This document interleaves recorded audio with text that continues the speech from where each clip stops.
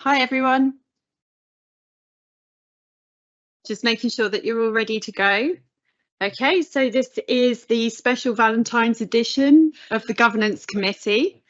Here today, Thursday the 12th of February, 6 p.m. start. So we're just going to run through the agenda. So item number 1, apologies for absence. I can see that everybody's here. So that's moot. So that also means that agenda item number 2, there are no new appointments of substitute members. So move into section number 3, which is declarations of interest. Just be mindful, pecuniary or other significant interests. None. Okay, consensus, there is none. Okay, so move on to agenda item number 4, which is the minutes of the previous meeting held on the 4th of December. So are there any matters of accuracy that anybody would like any clarification on? No? Okay, so in that case, do we have a proposal? Okay, second, all hands? Brilliant. Okay, so before we move on to number 5, we'll just play the acronym game. Okay, so here's a few that I picked up on. Are we ready? PSIAS. No. Public Sector Internal Audit Standards, which then means GIAS is Global Internal Audit Standards. APACE turns out is an audit planning software system. AAR, Auditor's Annual Report.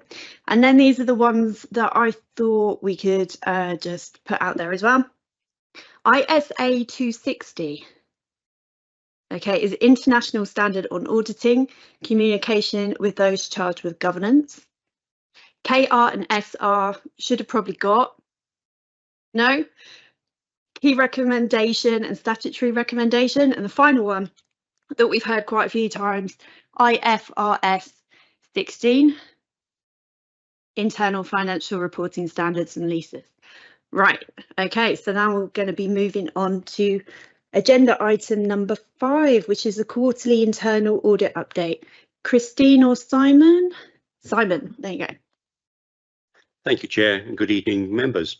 This is our regular quarterly internal audit update report summarising the work undertaken by the East Kent Audit Partnership on your behalf since the last meeting of this committee, together with details of our performance to the 31st of December of last year. Quite a short report this quarter, because obviously it's not very long since we last met at the end of November.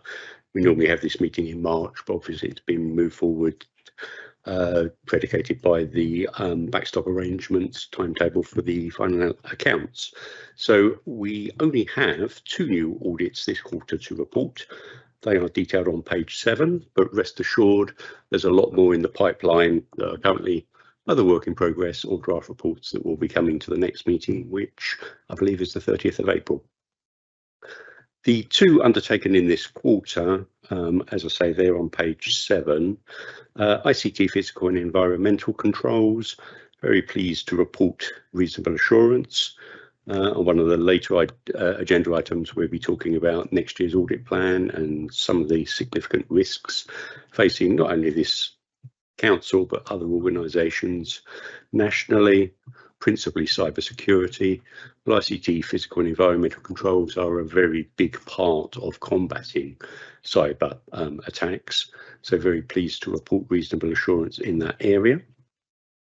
Licensing was largely reasonable assurance, with a few areas for improvement, which gave rise to a partially limited assurance opinion, mostly surrounding fee setting and the requirement to undertake a cost-neutral exercise over a 3-year term.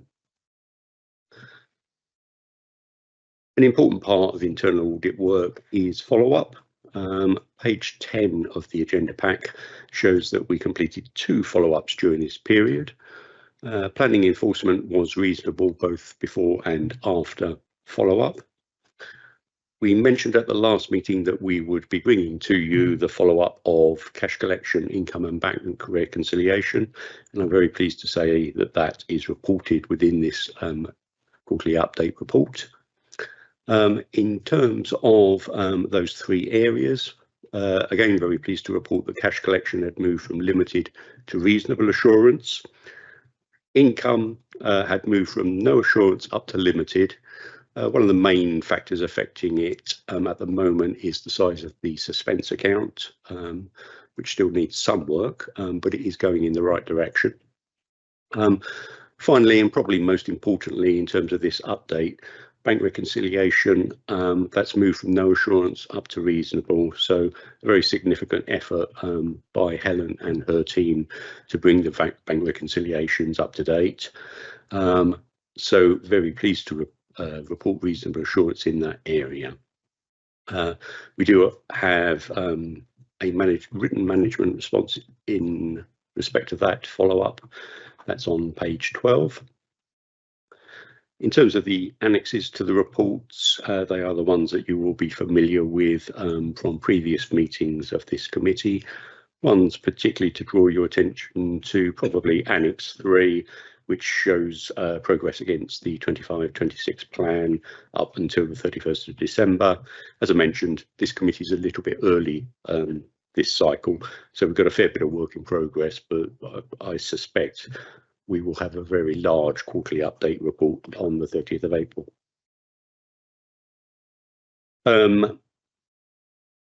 At 31st of December, we'd completed 79% of the agreed number of days, so we're ahead of schedule.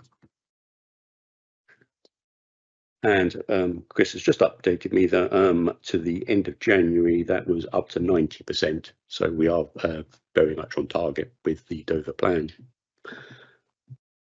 Annex 4 is our balanced scorecard of KPIs. That's on pages 20 and 21. Nothing else really to add, Chair, but obviously happy to take any questions members may have. Thank you very much. Thank you, Simon. Jeff, sorry, Councillor Loughnan, even.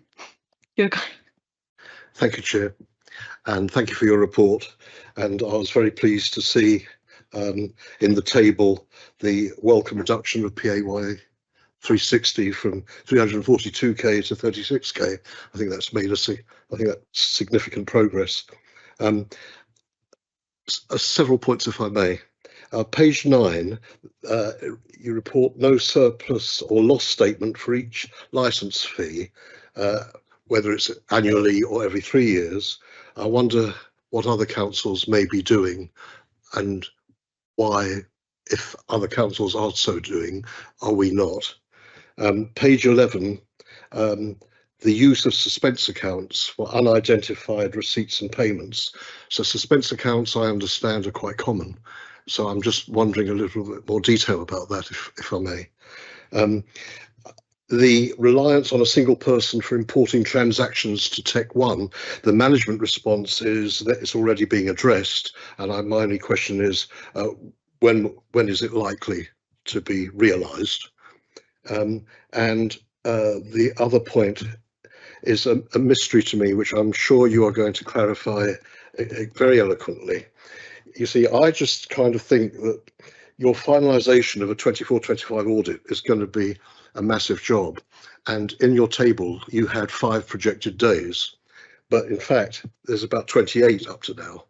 And I'm sure there's a very good reason, and I'm sure you're going to be able to let me know very clearly. Those are all my points. Thank you, Chair. Thank you, Councillor. In terms of the cost neutral exercise for licensing, it is a statutory requirement. Strangely, it is an area that councils often fall foul of across the East Kent cluster. So you're not alone in not doing it, but you do have to do it. A similar thing applies to other areas such as building control.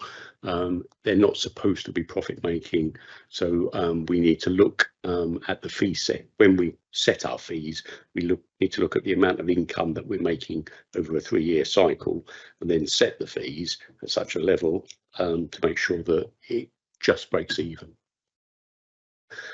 In terms of suspense accounts, shall I start and then hand over? Yes, you will always have an income suspense account. people will sometimes send money in with absolutely no explanation whatsoever as to what it is. We're supposed to guess. You could get something like John's debt. There's tens of thousands of people living in this district. There's tens of thousands of properties. Could be council tax, could be business rates, could be sundry debtors.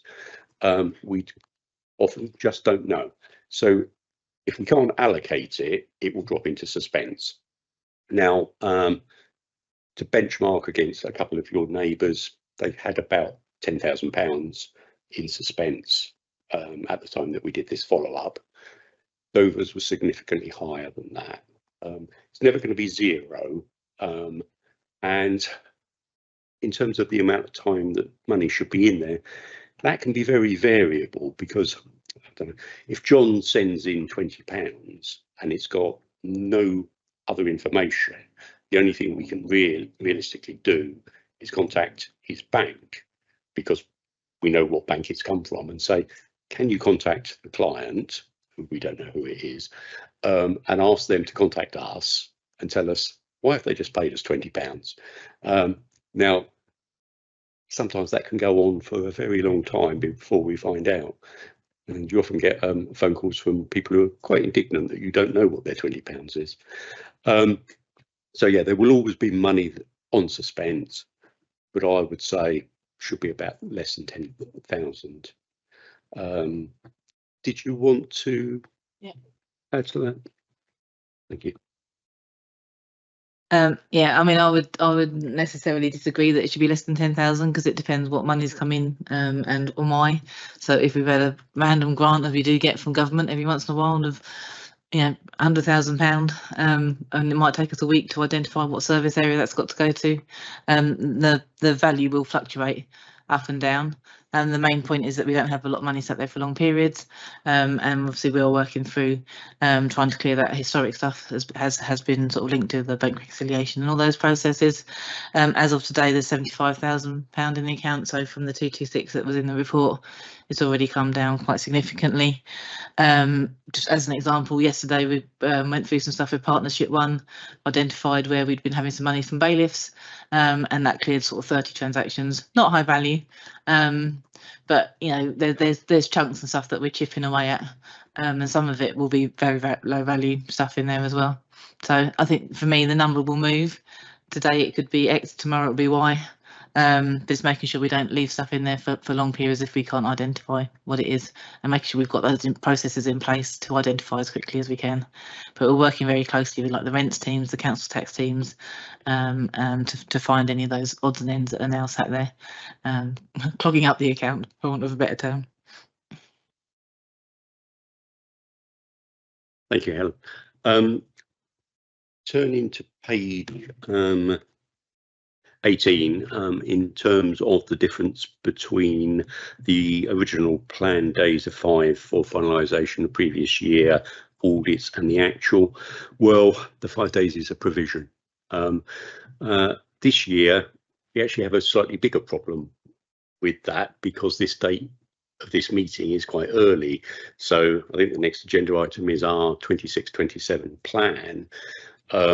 But obviously we're not up to the 31st of March yet.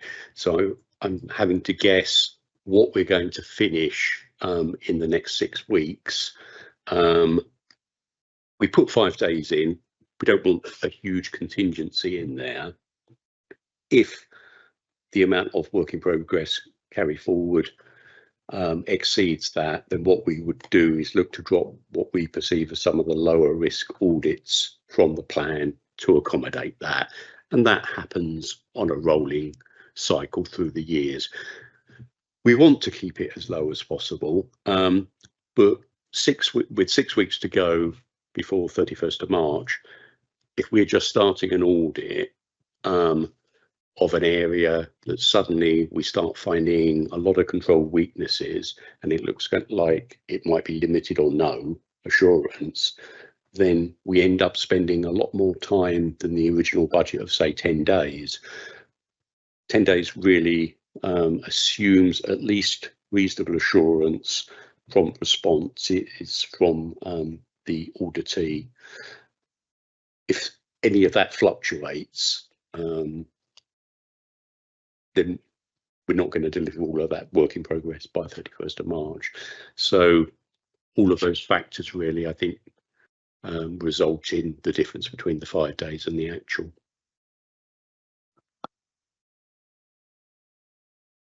Yeah, I've got, just to come back to something that Councillor Loftman said and something you said about licensing.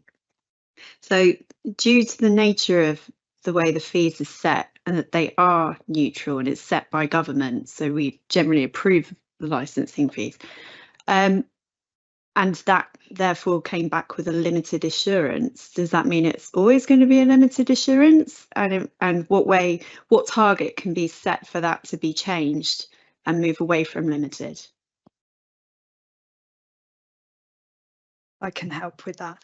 So some fees are locally set, and some licensing fees, I believe under the Licensing Act 2003, are set by government. So as part of the recommendations and the plan going forward, the team are going to undertake a time and motion study to ensure that they're capturing everything that they undertake, and that the fees are being set correctly and in line with the statutory requirements to be cost recovery. And just on the profit and loss account, because I think Councillor Loftman raised that as well. We've already, I know that the team have spoken to the finance team and will work with the finance team as they undertake the time and motion study to make sure that they can identify what is needed to identify a surplus, etc., to make sure that, that it is compliant going forward. So that work is going to be undertaken. So hopefully, although it won't necessarily, that will take a bit of time but they're going to put in an action plan to carry out that time and motion study. So I can't give you a timescale at the moment, but work will be being done on that.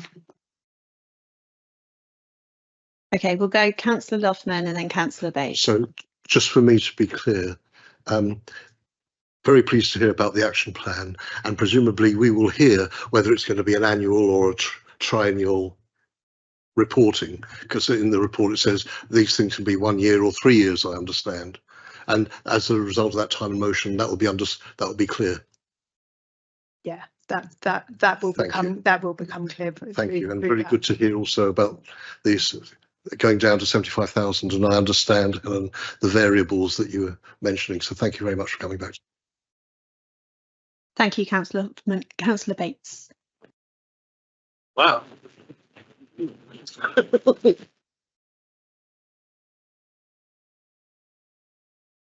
Oh, well, you see. Yeah, it's me. Martin, I don't want to say anything about this. I would say it was static in my hair, but I haven't got enough for that. It's good on anyway. Okay. Oh, that's brilliant. Yeah. Okay. Well, Councillor Loftman's asked half my questions, so that will make things a little bit quicker. Just going to page 8 on the IT and physical security. A few questions on that.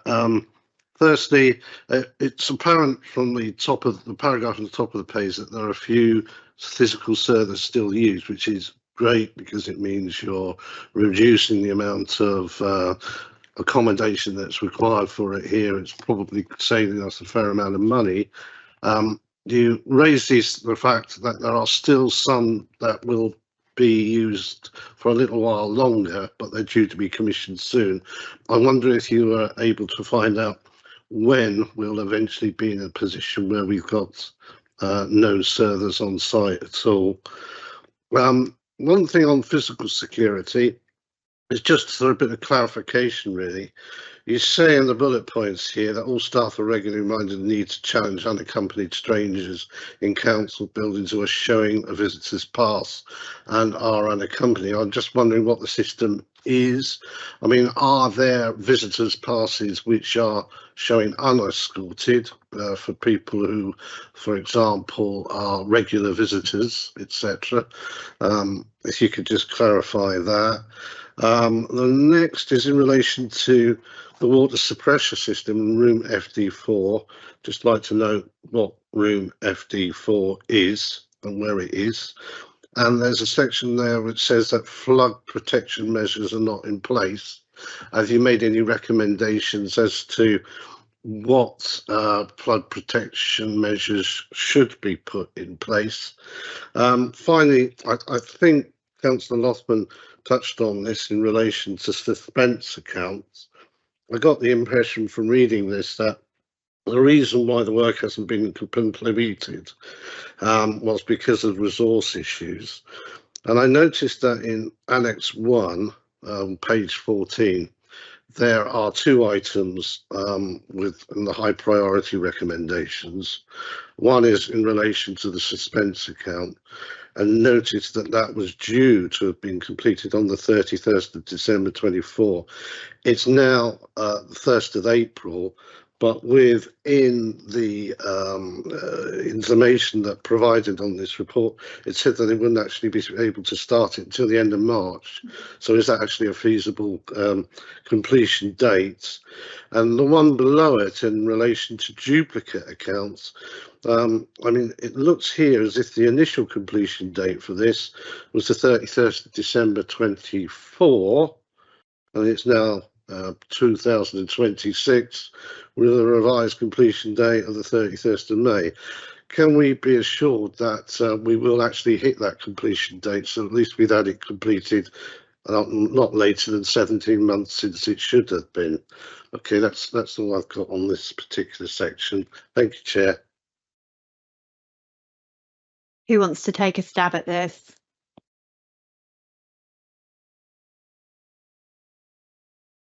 Thank you, Councillor. Fiscal and environmental controls. I'm sure my colleagues will correct me if I'm wrong, but FD4, I believe, is in the basement area and is the server stroke switch room. Okay, I've got the report in front of me now. So in terms of the recommendation regarding water suppression, management response was that the intention is to remove the sprinkler system within the next month. The next 3 months of the date of the audit, and the target date for completion of that is 28th of February. So by the end of this month, the sprinkler system should be removed. The flood risk, so the recommendation was that the flood risk to the switch stroke server room should be reviewed and accepted or appropriately mitigated. Any acceptance of risk should be reported accordingly. The response to that was that the flood risk has been reviewed and accepted as very low risk of damage to server room contents. So that is a risk that management are tolerating because it is believed to be very low level. You mentioned challenging people entering the building. That is a very important control. So many cyber attacks or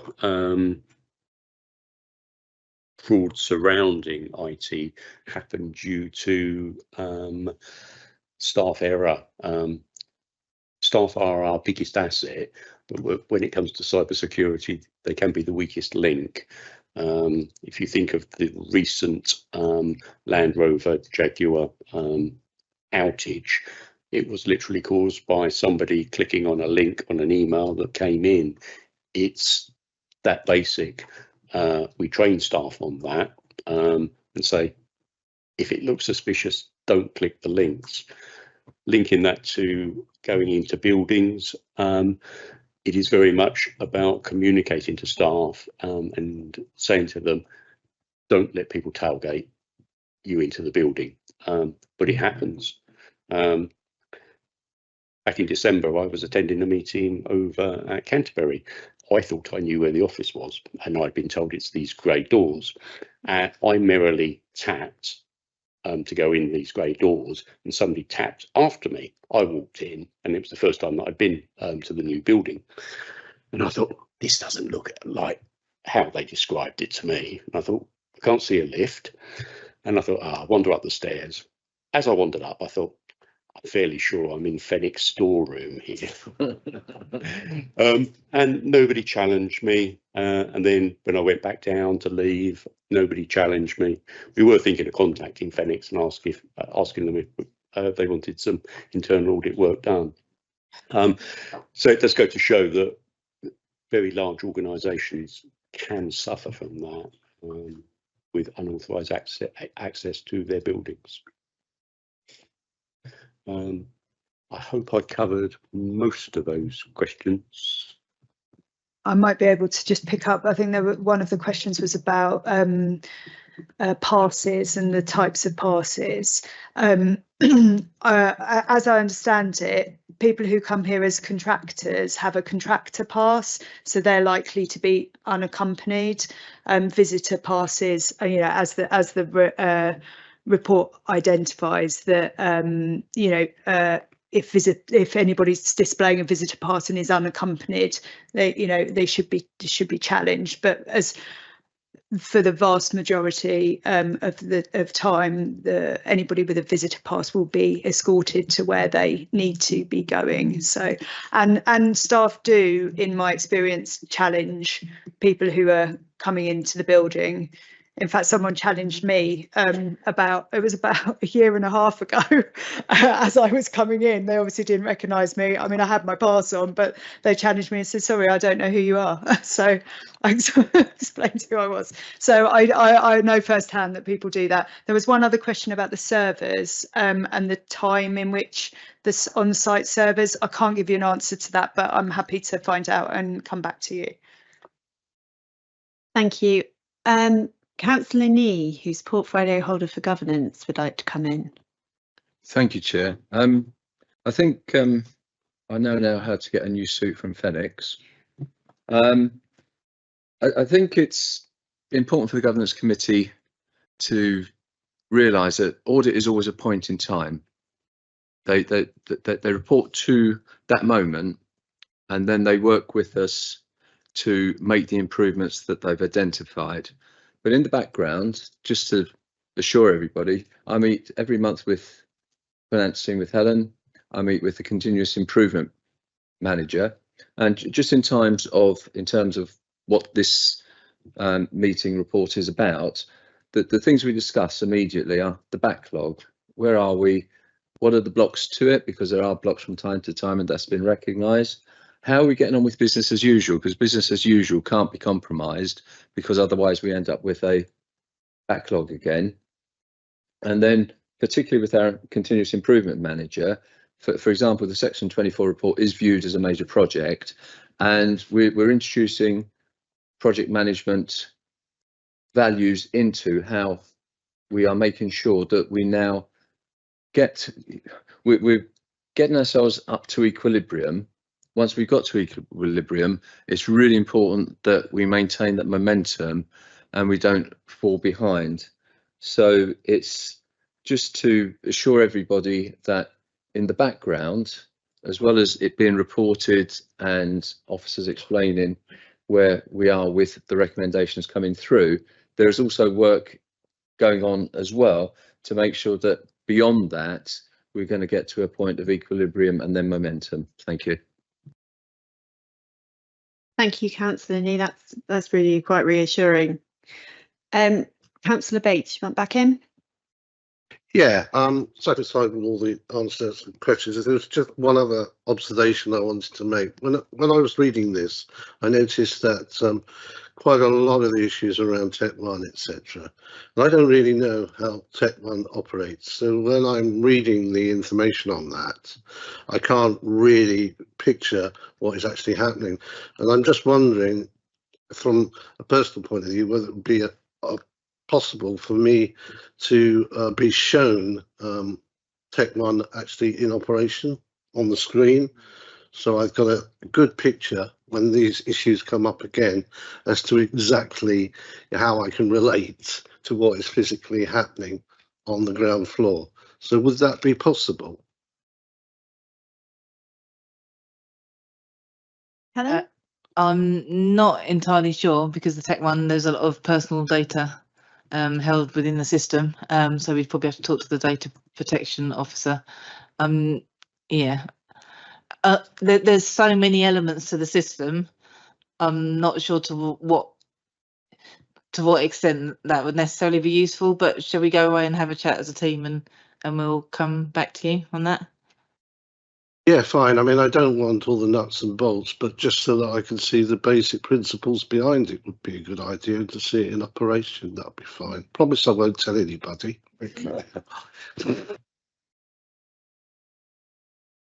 Did you want me to come back? Well, I was thinking, you know, when you go take on a new system and they have a dummy system that they can show you during the initial period to try and whet your appetite to go in there, perhaps there might be something that Tech One already have, and a dummy environment that we could look at just to have an idea of that. That might be something they could provide, if it's possible. Yeah, so they do have what's called the Tech One University, where there are training sessions and things like that. So it may be if we shared some of those links with you, you could just have a little bit of a rummage and watch some of their videos. That might be good. Would you like me to come back on the suspense and creditor account points? So the suspense account, in terms of the dates there, the biggest account that we talked about earlier, that was it 240, I think, in Simon's reports, now down to 85, has been being worked on anyway. The one that we was looking at getting to in March was after the clearance of the bigger one and the bank reconciliations, things like that. Is that remaining £36,000 is a bit of an oddity.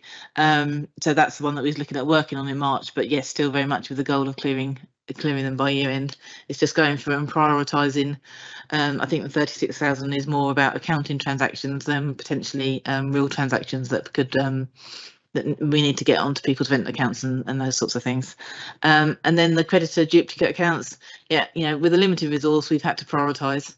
The creditor team are careful and do lots of checks on making sure we're paying the right people when we get invoices in and those sorts of things. So that is, it's on the list. We've talked about last time, I think we talked about changes to the structures and new staff and things like that. So that is something that they are planning on doing as one of the next projects. So I am optimistic we are planning to complete that for the May date. So we're going to go Councillor Need back in again, and then Councillor Beer to finish off with. Yeah, sorry to keep interrupting. It's important with this suspense account that we balance speed of processing with accuracy, which I think Ellen has covered quite well. With the Tech One, I don't think the problem was the system so much as the access given to the system by individuals given to the system that needed to be monitored and corrected. Is that right? I think that's a different point covered in the auditor's report. But it has been around sort of use of the system and how we're using the system and some of the implementation that we've been working through. Councillor Beer. Thank you, Chair. My observations and questions are about Tech One, because as far as I understand, when we took it on, moved into Tech One, it wasn't like we were very early adopters, but I think it was a relatively new system used in a few local authorities, but not many. And I think there were glitches in whoever the providers were providing exactly what we needed. I don't know whether they needed to come back later and change or adapt to our needs. And I'd be very interested to know about how and why it was procured, whether we accepted risks of it not being a tried and tested familiar system, whether there was anything else which was done historically when we took Tech One on, because I know it has been a source of problems, and it would be good to have a general review, just with the thoughts of how did we manage that risk, how did we approach it, and do we still feel now that it was absolutely the right choice, and where the glitches were historically, because I know it's been a couple of years now. I think it would be useful for the committee to find that sort of thing out, not right away today, but in the near future. So after the original implementation, we did do a post-implementation review with the internal audit, so that was done. In terms of the process, we looked at a number of systems. Our existing contract with our previous system was coming up for expiry. Their costs were getting higher and higher. The system was getting older and older. So the timing of our contract renewal sort of pushed us down a route of looking at it. And TechOne was the strongest candidate at the time, even though they were only in a few councils within England. They're massive in Australia, and they do local authorities out there. They are now quite a big player in the market. And I think we mentioned last time, they have recognised that the challenges that we're facing, and we are getting additional support and resource in their time, their cost, to help to bring us up to speed. So that's a real positive for me. In terms, was it the right decision? I think so. And we are getting there. It is a much better system to the old system we have. We can do much more manipulation of the data, much more forecasting, much more understanding. It's easier to drill down. It's easier to download into Excel to produce spreadsheets and stuff like that. Budget managers have taken a little while to adjust to it, but the information is, it's 100% live. It's a good system, and we just need to continue to work to use it better internally. And we are a long way there, but there's always progression to go. Thank you, Chair. It's a really positive report. It's good to hear that we didn't buy the wrong donkey and trying to give it the wrong saddle and so on. So glad to hear that, and I do have faith that our staff will get right into it and know how to manage it and get the very best out of it in future. Thank you. Okay, so if we've depleted all of our questions, this was to be noted. So all brilliant, wonderful. Okay, so then we'll move on to the next item on the agenda, which will stick with internal audit. Christine taking this. This is the Internal Audit Charter and Draft Internal Audit Plan 26-27. Thank you, Chair. Good evening, members. So the purpose of the report set out before you is to highlight to you how the Internal Audit Service is delivered, and this is through the Audit Charter and Mandate, and then to present the proposed plan for 26-27.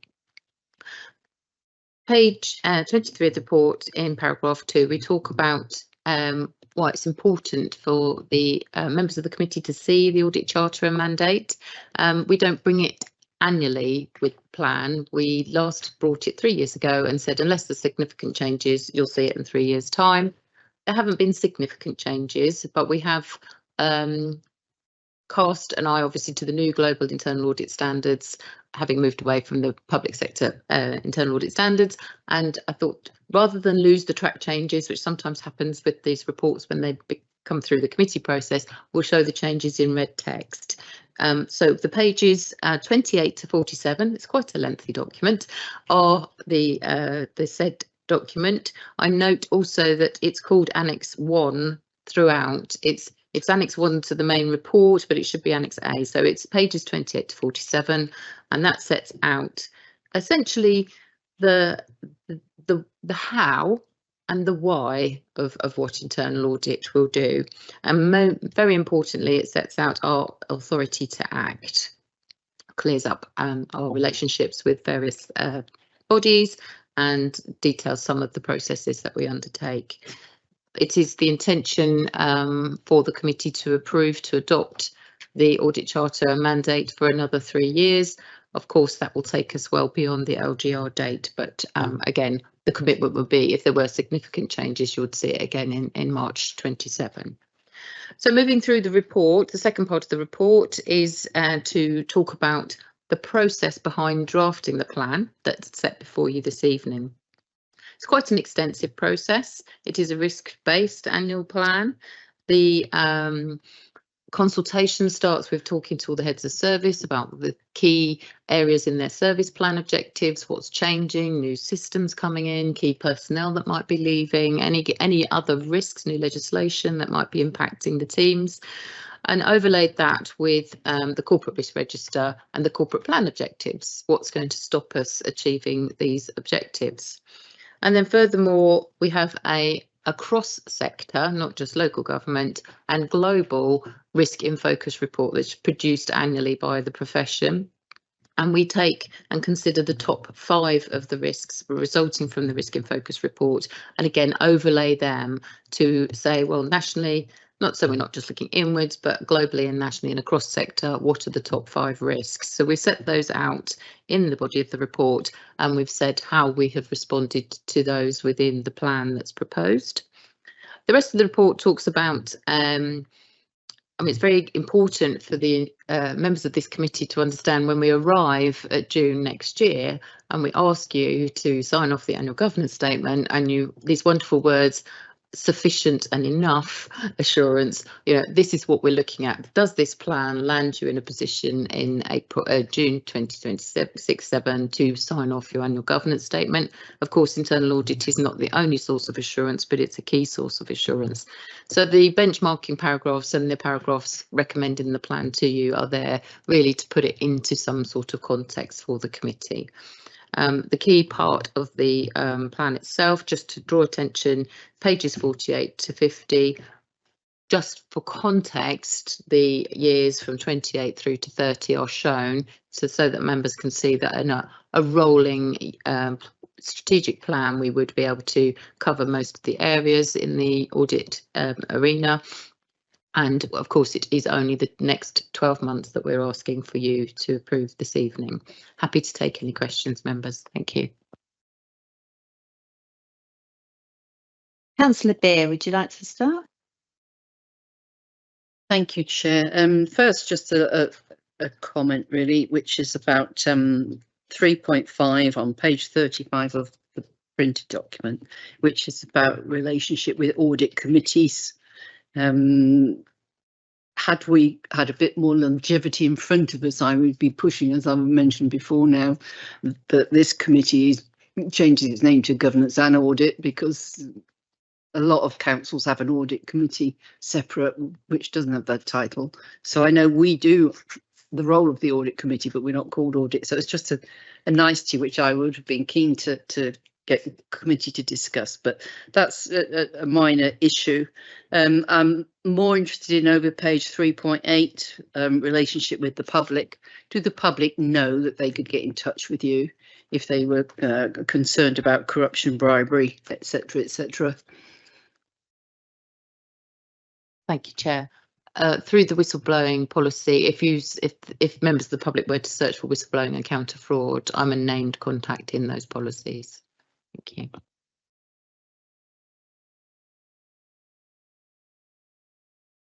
Thank you. And my next question on 5.2, the planned approach across the members of the partner councils.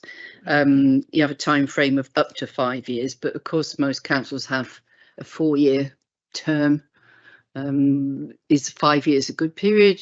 Can you explain why 5 years? Is it just because it sounds sensible, or is there a really good function to those 5 years? Thank you, Chair. When we undertake our risk assessment, we consider anything in the audit universe we could audit, and we clearly have to go through a process of prioritisation to say the interval and frequency for carrying out those audits. And some functions, for example, payroll, will, even though it may well score low because the controls don't change very often, because of the value of the transactions going through, it will usually end up being an annual audit or some time spent on those areas. So very much, but some things like pollution control or environmental protection, again, the risk profile will change, but we have set it out over a 4-year rolling plan for you this evening and listed for you at the bottom of that those areas that are falling outside of the 4 years. We tend to look at 5 years as the 5th year as being the spare wheel, if you like, but I hope that puts it into context. Those years are just shown for indicative purposes, as we say, to show that we can cover it as a rolling cycle. So, Chair, through you, in practice, we're kind of operating to a 4-year with the 5th year as a safety measure. Thank you. Councillor Bates first, then Councillor Loughnan. Thank you, Chair. I've got 6 questions, but I'll just ask 3 and then bow to Councillor Loughnan and pick up anything else afterwards. That's okay. Page 26, benchmarking. I found your final sentence quite interesting, in which you say that the audit plan of the District Council 318 days, plus their share of the audit plan totals 343. The Dover plan is therefore 14.25% less well resourced than the Kent average. Now, I'm just wondering if you were able to increase the resource level to the Kent norm, what impact would that have on your ability to cover a wider area of the council's activity during the annual review? The next question, going into Annex A to page 32, and it relates to the whistleblowing policy in 2.3.5 at the bottom of that page. I'm just wondering if this does tie in with the council's own whistleblowing policy, or if there's any conflict with it, particularly in relation to the fact that people can refer financial irregularities, etc., to the head of the audit partnership rather than someone within the actual council first. I don't know much about the whistleblowing policy, so it'd be useful to clarify that. And also, it's similar to what Councillor Beers just asked. Does this also, this particular arrangement also apply to ex-members of staff who may wish to point out into things that have happened when they were working for the organisation, or do they have to go through another channel other than that? And on the similar subject, on page 36, you have relationship with the public, and it says at the end, it is concluded that each case must be assessed on its own merits, and agreement with the Section 151 officer reached before resources are directed towards an organisation. What if the subject of that complaint is the Section 151 officer? What do you have to do in those particular subjects? I'm sure that would never happen, but in the event it could in the very distant future. Okay, thank you. Thank you, Chair. The answer to your first question, in terms of were we to have more days, then less of the audits would be falling outside of the overall cycle. So we would be able to have more coverage. It's impossible for us to audit everything every year. And whilst, as I sort of indicated, whilst we have professional standards, we have SIPFA, we have a lot of advice, we don't actually have a definition of what is enough audit or sufficient audit. It's something that you determine as a council based on your own risk profile, where your sources of assurance are coming from. As I say, internal audit is a key source of assurance. It's not the only source of assurance. One of the other matters that we are developing, the new global internal audit standards require assurance mapping, which is, I mean, we know about the Food Standards Agency, we know about the Health and Safety Executive, we know about the housing regulator. So what we should be telling you more of in this report, which is an emerging thing, and I'm trying to develop, is where our plan could rely on those pieces of work. We seek to not duplicate them, we seek to let you know about them, but we don't see those bits of work being reported here.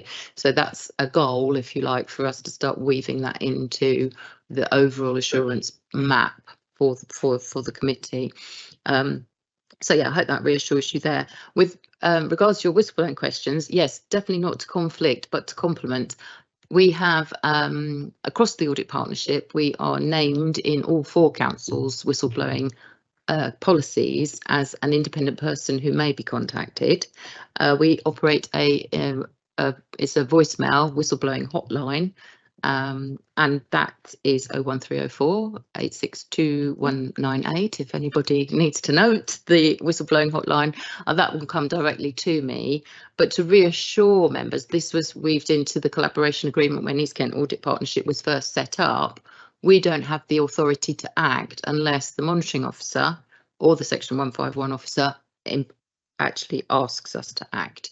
And that answers your last question. If the nature of the whistleblower was about the Section 151 officer, who do I go to? And the answer is the monitoring officer, who's also usually named in the whistleblowing policies. But it could be another bite-sized area of training that we could cover for the committee, counter fraud and whistleblowing, if you were minded to in the future.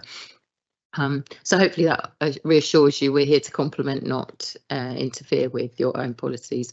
And apologies for the generalisation of the word audit committees in the charter, but of course it sits across all 4 authorities, who are called one audit committee, one audit and governance, one governance and audit, and the other governance committee. So it's a generalisation that's provided within the standards, but apologies for that. Thank you.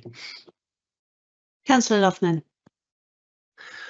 Thank you. I suspect, Councillor Bates, there's going to be a boomerang back to your last three questions. I've only got a quickie, so to speak. Page 48 in the work plan. I think previously I've mentioned my concern regarding cyber security being in 27-28, and I'm thinking of LGR and thinking of approaching LGR with that reassurance in that area. So given that given the current year that it's due to be done,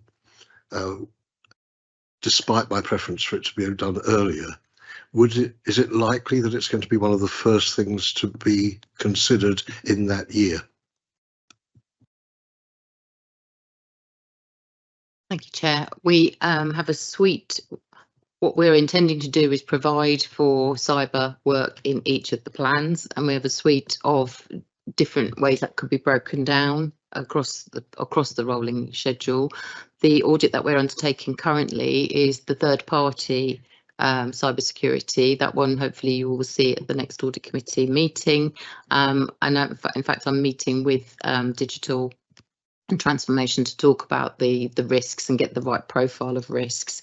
You've heard obviously in the previous agenda item that we've looked at the environmental controls around the cyber. We've also recently, prior to that, completed the network security review, which is why that's timed again to come in later in the schedule.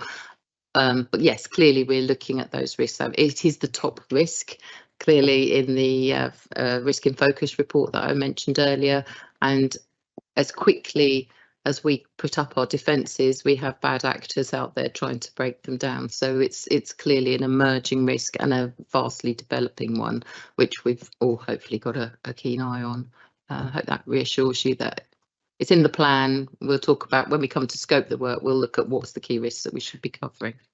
Thank you very much, because I feel much more assured, given that it is, as you say, such a high risk, and redundancy and software updates, etc., just let alone what's been previously said in relation to potential errors and clicking an email. It's a worry. So thank you. Before I let Councillor Bates come back in and then Councillor Knight, just a quick one. Page 26 talks about the provision being about 14% lower than the Kent average. In sort of practical terms, what does that mean about the breadth of assurance that we can get on the audit? Thank you, Chair. The benchmarking is really to help you understand the context of the size of the plan compared to benchmarking usually presents more questions than it does answers, because you've got to say, what's my family group, what's the comparable authorities you're comparing me to, do they have housing, do they have other functions? So there are a lot more questions, but we are showing it as so you have some context over the size of your audit plan and the amount of assurance we're hoping to generate from that plan. The report does conclude, I hope, that clearly that it's my professional opinion that I'm commending the plan to you, and I believe that when we get to June next year we will have a sufficient coverage across a breadth of areas to be able to give you the assurance that you require. Thank you. Councillor Bates, then Councillor Knight. Thanks, Chair. I mean, basically, I'm sticking on page 48 in the audit plan as well. And yeah, I noticed at the end of it that there are quite a few areas that don't get undertaken within the actual 4-year cycle. It probably relates back to the resource issues we just discussed under benchmarking. For example, there's 2 areas in people management. You've got apprenticeships. That hasn't been looked at since 2018. It's not down to be looked at until 2028. Of more importance, I think, is fraud arrangements. Now, that was looked at this year, and it was marked as limited. So I would have assumed there would be some ongoing actions. But if you look at this audit plan, it gives the impression that nothing's going to be done about it until 2029. And that strikes me as a bit incredulous, that you've got a limited and it doesn't look as if there's going to be action taken on it for 4 years. If you could clarify those bits, that would be useful. Thanks. Thank you, Chair. We are yet to undertake the progress report for the counter-fraud resilience arrangements work. So the committee will see, when we have timed that one in, how management have dealt with the actions they agreed to under the initial report. Of course, we will be considering again next March what needs to come. That's where the adjustment to the future years may happen. But clearly, if the implementation of the recommendations is on target when we do the progress report, that assurance level of limited may well change. Thank you.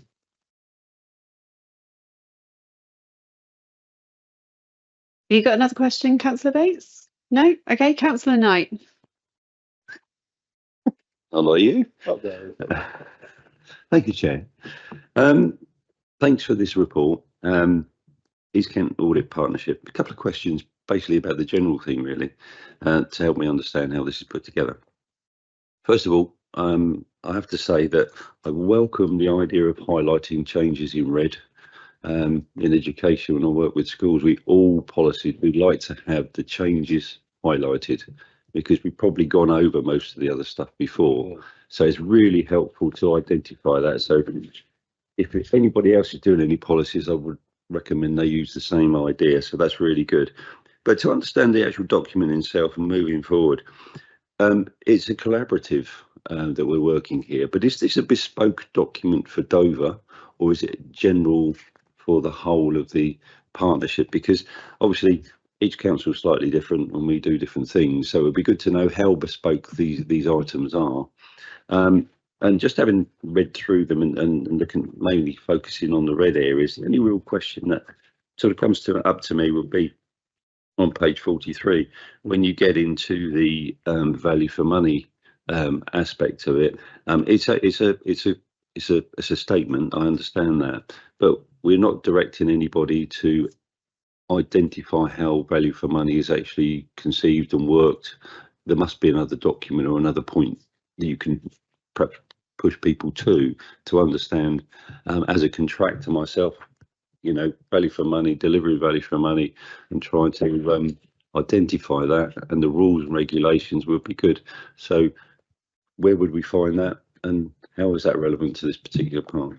Thank you. Thank you, Chair. You could have a role as performing external assessments of internal audit. You've picked up a very good point that was raised in the external assessment of ECAP, which was they would prefer an individual audit charter for each of the 4 councils. However, this is one document that we take to all 4, and the reason is it was proposed in the assessment that we might do different things for each council.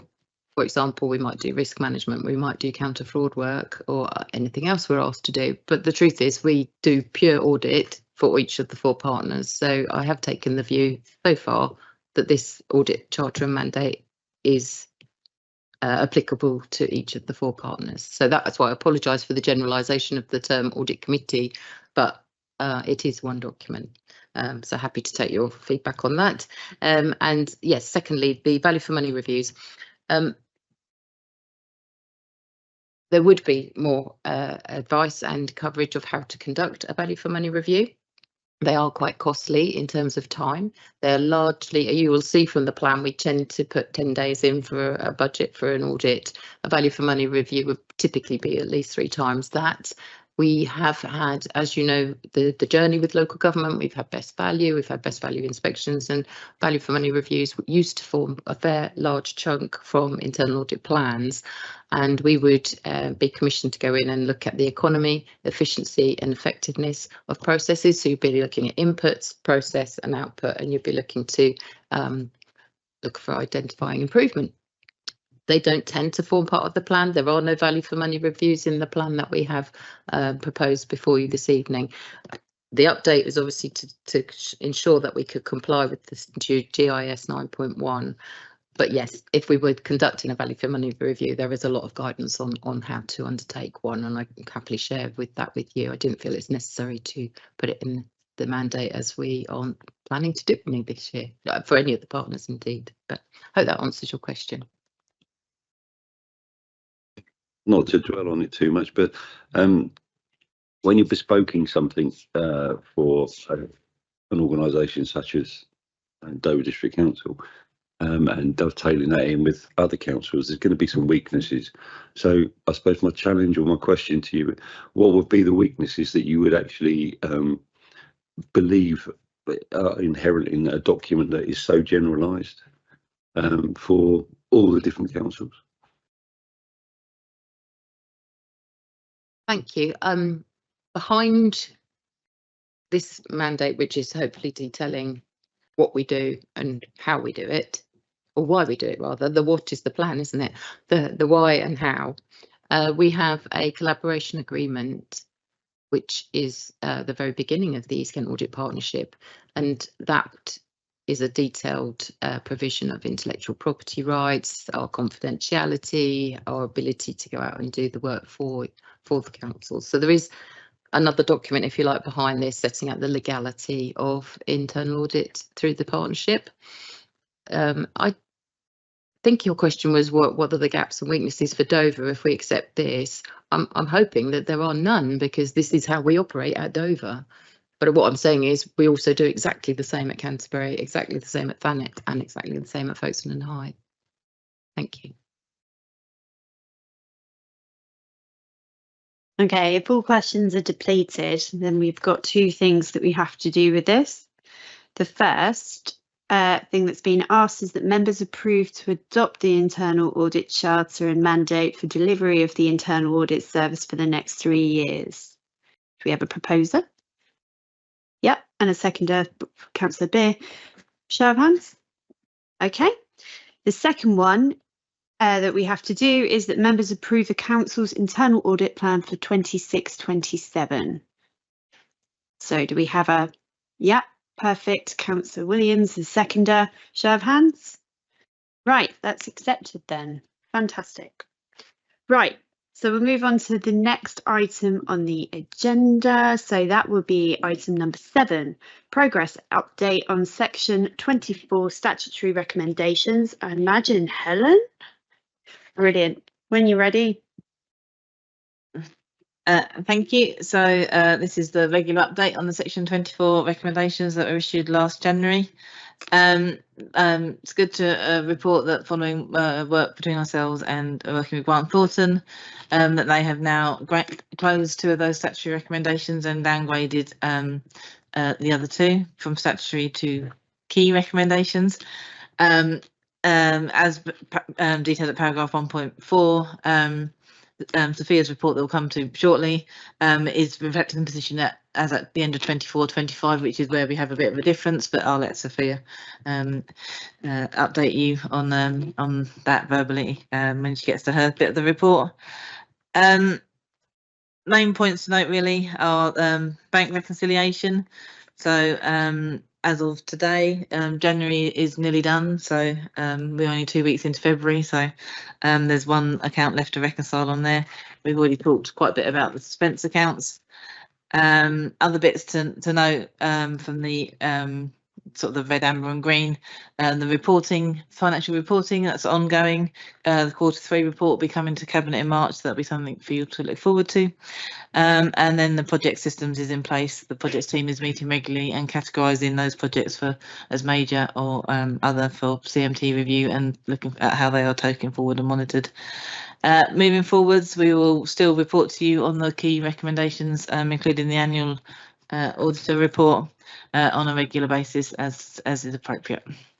Happy to take any questions. Councillor Loughman. Thank you. Very nice to see a lot of the green highlights, and we've already spoken about suspense accounts, so I won't go into the amber at all, Helen.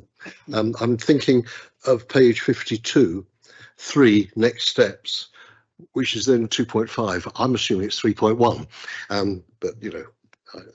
I'm not very good with numbers, don't worry about it. never has anything been said, I'm sure, in governance that's less true. But that's another question. Two general points really. Progress on outstanding recommendations will continue to be resourced accordingly.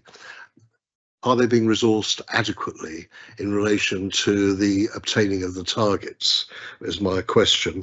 And members will be briefed on remaining key and improvement recommendations, which I assume will be within this context, just for that confirmation. Yeah, in terms of resources, yes, I think they are being resourced adequately, and actually I've been very remiss and failed miserably to introduce our new finance manager, Sarah Jane Hills, who's come to us from from Kent Fire. She started with us this week, and that will be hopefully, I'm optimistic. She's a very good starting week, be a good asset to the team and helping support me to manage delivering these changes as we move forward. We have, as we clear the backlog, the team are very much looking forward and how we do things better. And within back reconciliation already, Alison, who runs back reconciliation, has identified more areas that we can get automated, correct up front, posted up front, so there's less manual checking and reviewing to do. And alongside the new structure that we've talked about previously, that we are looking to get out and recruiting post to soon. So yes, I think we have adequate resources for moving forward, particularly now we are caught up with most of that backlog. Looking forward, I think the team is the right size. Is that the only question?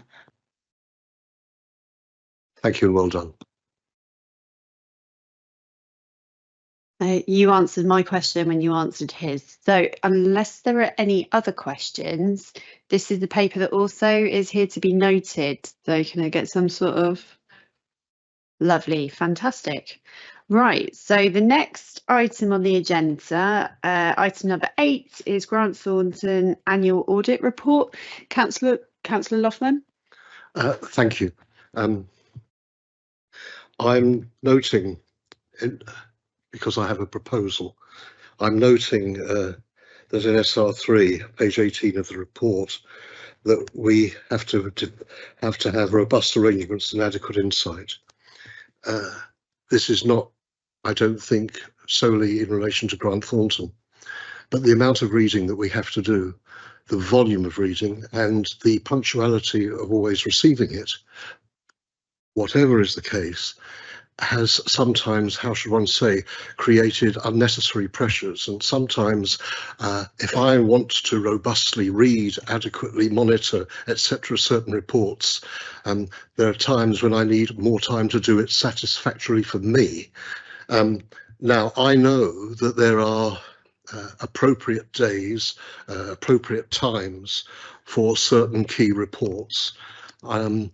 But I think there are times when the amount of input that we receive, and sometimes late, is just really too much. And I would propose that, especially in light of SR3, that we consider altering the diary to put in at least, I would suggest, 3 extra dates, which may or may not be necessary. But if there is considerable reading, that they could be allowed to, that they could be baked into our calendar so that we could amortize somehow, spread across, so that we can really dive into the depths, which is what our role really is, because I take the strictures from Grant Thornton very seriously. And I'm sure all council members, all the committee does, and this I think might help, rather than sometimes getting so swamped that things actually get hindered. Sorry, Councillor Bates. Yes, thanks, Chair. Yeah, I'm in full agreement with Councillor Loughman here. I think we've all been doing it now for about 2 or 3 years, and we all know that this particular time of the year is pretty pressurised in terms of the volume of material we have to read in order to make informative decisions and to scrutinise the officers and the auditors properly. I personally don't think we had sufficient time to do that. It was pretty apparent this year with we had some of us are both on scrutiny and governance were faced with very heavy material concerning the budget from both areas, and it's extremely difficult for us to do a proper job. And I would countenance that we should, particularly at this time of the year, think in terms of putting in additional dates. Thank you. I'm going to move over to Dem Services for this because I'm out of my depth. Go ahead. Thank you, Chair. So taking the broad principle about workloads in terms of the agendas on board, Gemma and I have been looking at where there would be a potential space for a sort of an insert, looking at how the work, sort of how the meetings are structured. Obviously, there are certain dates we always have to have certain meetings for, and there are always going to be certain things where, due to the nature of the number of things being fed into a report, that it may have challenges hitting a specific deadline. But I accept the general point about the volume of work. What I would say is there are about 8 weeks in the course of a year where a Democratic Services officer is neither clerking a meeting or preparing an agenda. So that pressure in terms of adding additional meetings does need to be considered, because they will want leave occasionally, and I can only say no for so long. So what we're suggesting doing is have a look, as you say, to see where we can structure that workload. Another thing possibly we could do is, as with this recent one, where we think a report is going to be late, flag that up and tell you how late. So it might be, it's going to be the next day, for example. Yeah. In terms of the review of the Constitution, we were originally looking to deliver that on Friday morning. We published it late Thursday evening in the end. So I appreciate the point, and perhaps knowing, OK, that's going to be a day late might help in terms of, OK, I can read the other parts of the agenda.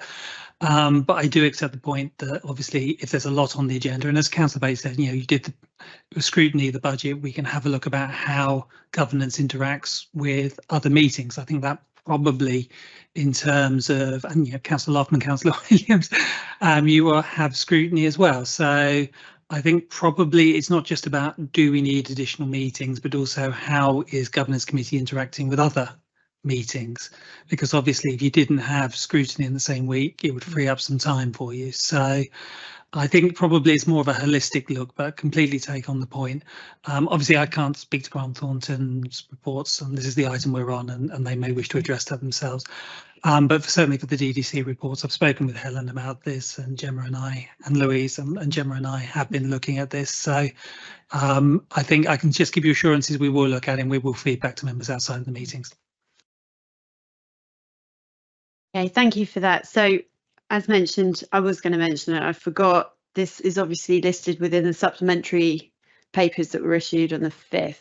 When it comes to Grant Thornton, who would like to present? Sophia. Oh, hang on. Oh, sorry, previous. Would you like to jump in, Helen?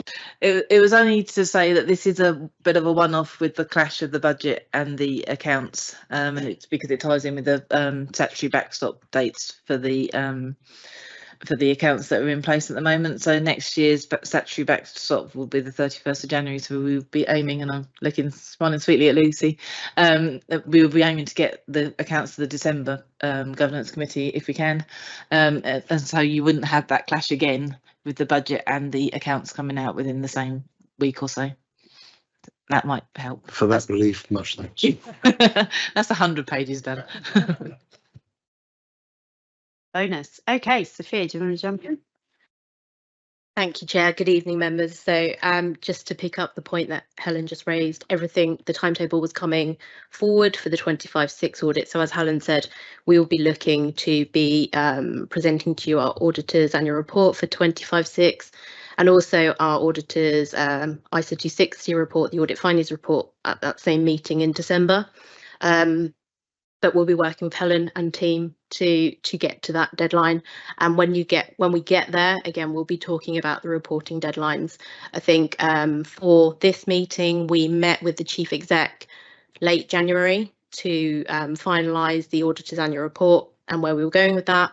Then also there's been a lot of back and forth on the audit findings report just to get it to as complete a position it could be when we were sending our report. So apologies for the delay, but hopefully in December, it will be a lot smoother and you'll get the papers on time. So I'm going to present to you the updated auditor's annual report that you have on the supplementary agenda. The interim version of this report was presented to you by Tom in September. It remains broadly the same. We have the addition of one new key recommendation in the area of governance, and that's on page 11 of the report. So the key recommendation is around ensuring code compliant accounts are produced for 25-26 and making sure that all the required disclosures are included and fully implementing IFRS 16.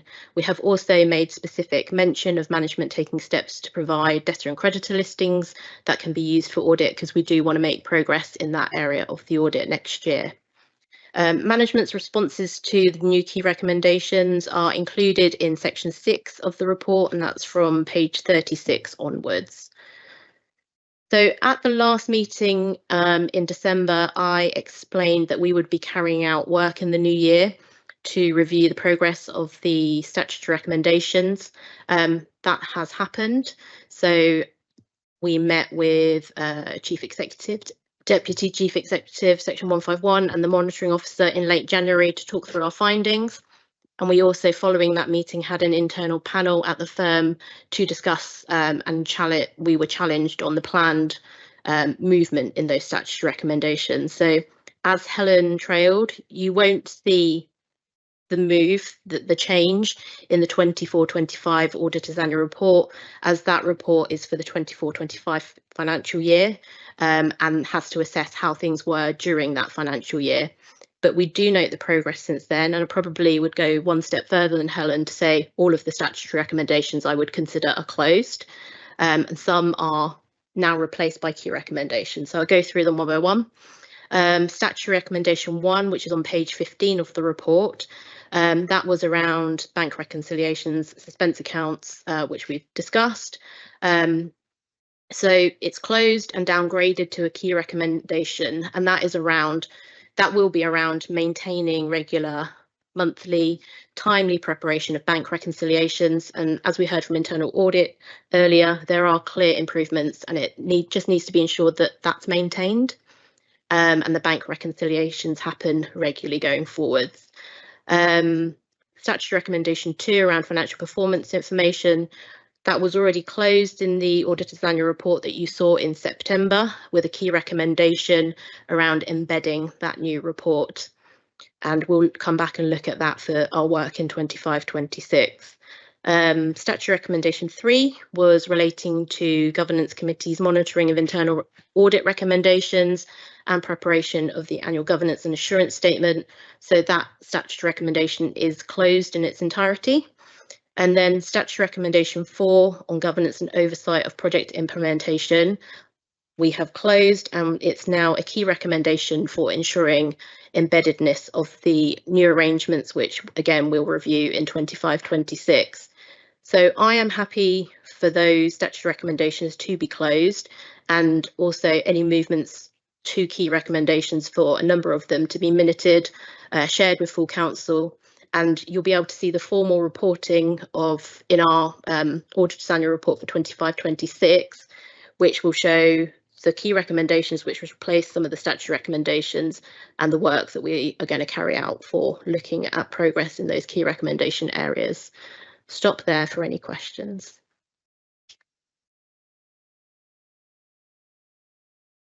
Anybody want to jump in now? Councillor Williams. Page 11. Could you explain a little bit more, please, about land and buildings valuations? I noticed that it does say it'll be fully resolved in the financial statements for 26-27, but it would be, I don't quite understand what's gone wrong with the land valuations. Thank you.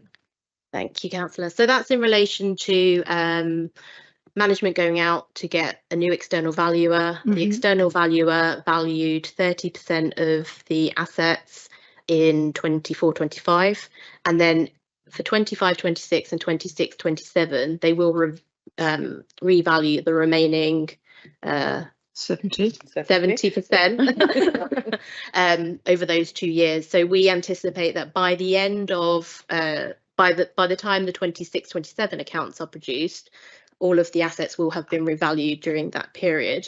Now, I would caveat that with there is a change to the code for 25-26 of moving away from the current method of revaluation to looking more at indices and only indexes and only revaluing assets every 5 years.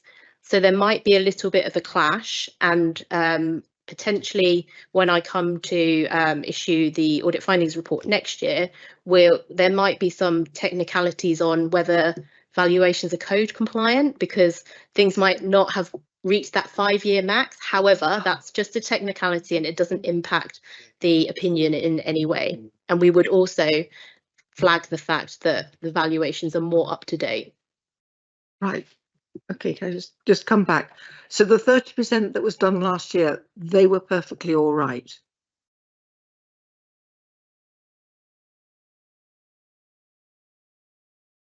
Sorry, I will cover this off in the audit findings report. They were conducted by a professional valuer. The council brought in Wilkes Head Neve to do the valuations. The issue we had in the prior year was that the auditor's expert couldn't confirm that the valuations were RICS, Royal Institute of Chartered Surveyors, Red Book, and local authority codes on the code compliant. So with Wilkes Head Neve undertaking those valuations, we're now assured that they are RICS, Red Book and code compliant. They have to be done again because they weren't code compliant. How did you sort of get around that? So the ones that were done this year we're happy with. Yes. So that's 30%. We need the other 70% to be revalued by Wilkes Head Neve over the next 2 years. So we're content that 100% of the estate has been valued. Okay, got it. So you had to basically do it again. The 30% you had to do a second. No. Yeah. So 100% of the assets will be done over 3 years. Okay. And then we'll start on a 5-year cycle. Okay. The council will start on a 5-year cycle from then. Okay. Councillor Bates, then Councillor Loughman. Thanks, Chair. Only a couple of questions really on this. One is the sort of the introduction to this report when you're referring to future pressures on page 5, and you refer to the possible impacts that may occur once we get into reorganisation and devolution. And I'm just wondering in this respect if there is or likely to be a plan to ensure that legacy finance and governance issues are resolved in-house ahead of transition. Maybe I'm going ahead, but has any thought been given to that so far, so that these issues aren't transferred into unitary arrangements? And on page 1011, with reference to KR2, what specific actions like training, protocol, role of governance committee, etc., will be taken to strengthen the council's culture of openness to challenge? And would you be prepared, as been requested in the past and discussed recently at full council, to commission an LGA peer review, as been discussed in the past? Okay, thank you.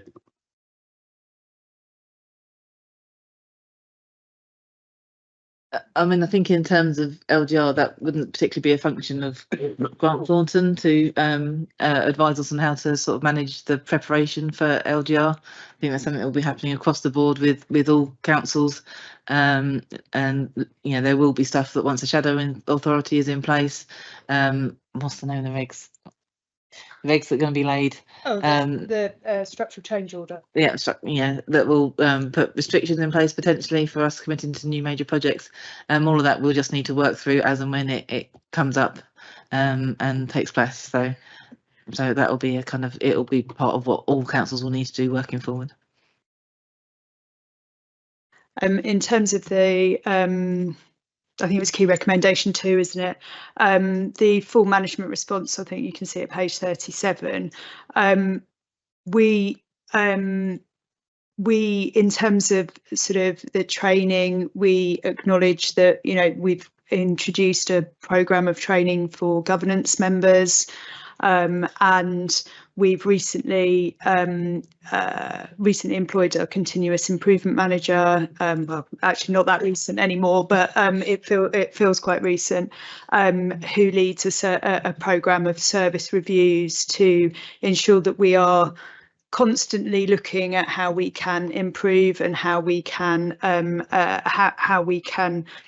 improve service delivery for our residents. In terms of just some of the other things that I think have been raised within that, audit recommendations and the tracking of audit recommendations, we're also looking at how we can monitor that through a sort of a live tracking Power BI system, and we're hoping to introduce that.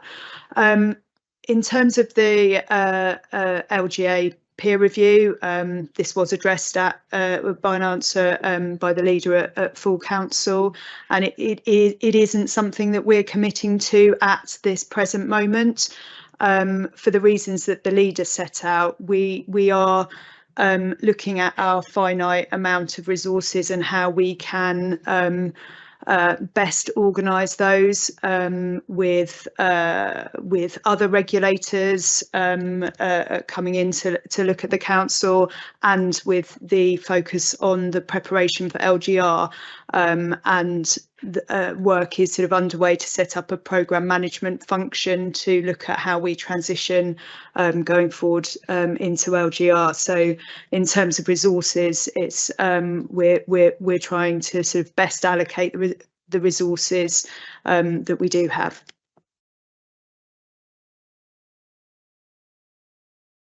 If Councillor Bates is done, Councillor Loughman. Thank you very much. Firstly, am I hearing you correctly that SR3 and 4 are no longer red? Correct. So all of the statutory recommendations are closed. Statutory recommendation 1 and 2 and 4 now have key recommendations, but statutory recommendation 3 is closed completely. Thank you. I can't begin to start saying how glad I am and how much this should be celebrated. And I think it reflects on a range of work, yours, but also officers. And I think it should be celebrated and underlined. Hence my question and happy surprise, because obviously I was, in reading this, very interested in financial sustainability and governance that was considered. A couple of points, please. On page 5, you refer to us as a coalition council, not in control. We are not a coalition council. I won't make any political points, Chair, about what I would prefer, but we are a minority council, just for correction. And I'm assuming in KR2, along with our, as has just been expressed, our continuous improvement officer and the training and development that is being considered in relation to members, that adequately addresses your strengthening, training and development point. And I assume the strong corporate grip is now something to applaud rather than something to criticise, which is excellent. So thank you. They really sounded like points, not questions. Does anybody have any questions? No? No, we're all good? All right. Well, in that case, this is another one that really says consider, so it's really for noting. So, yeah, move to note, everybody.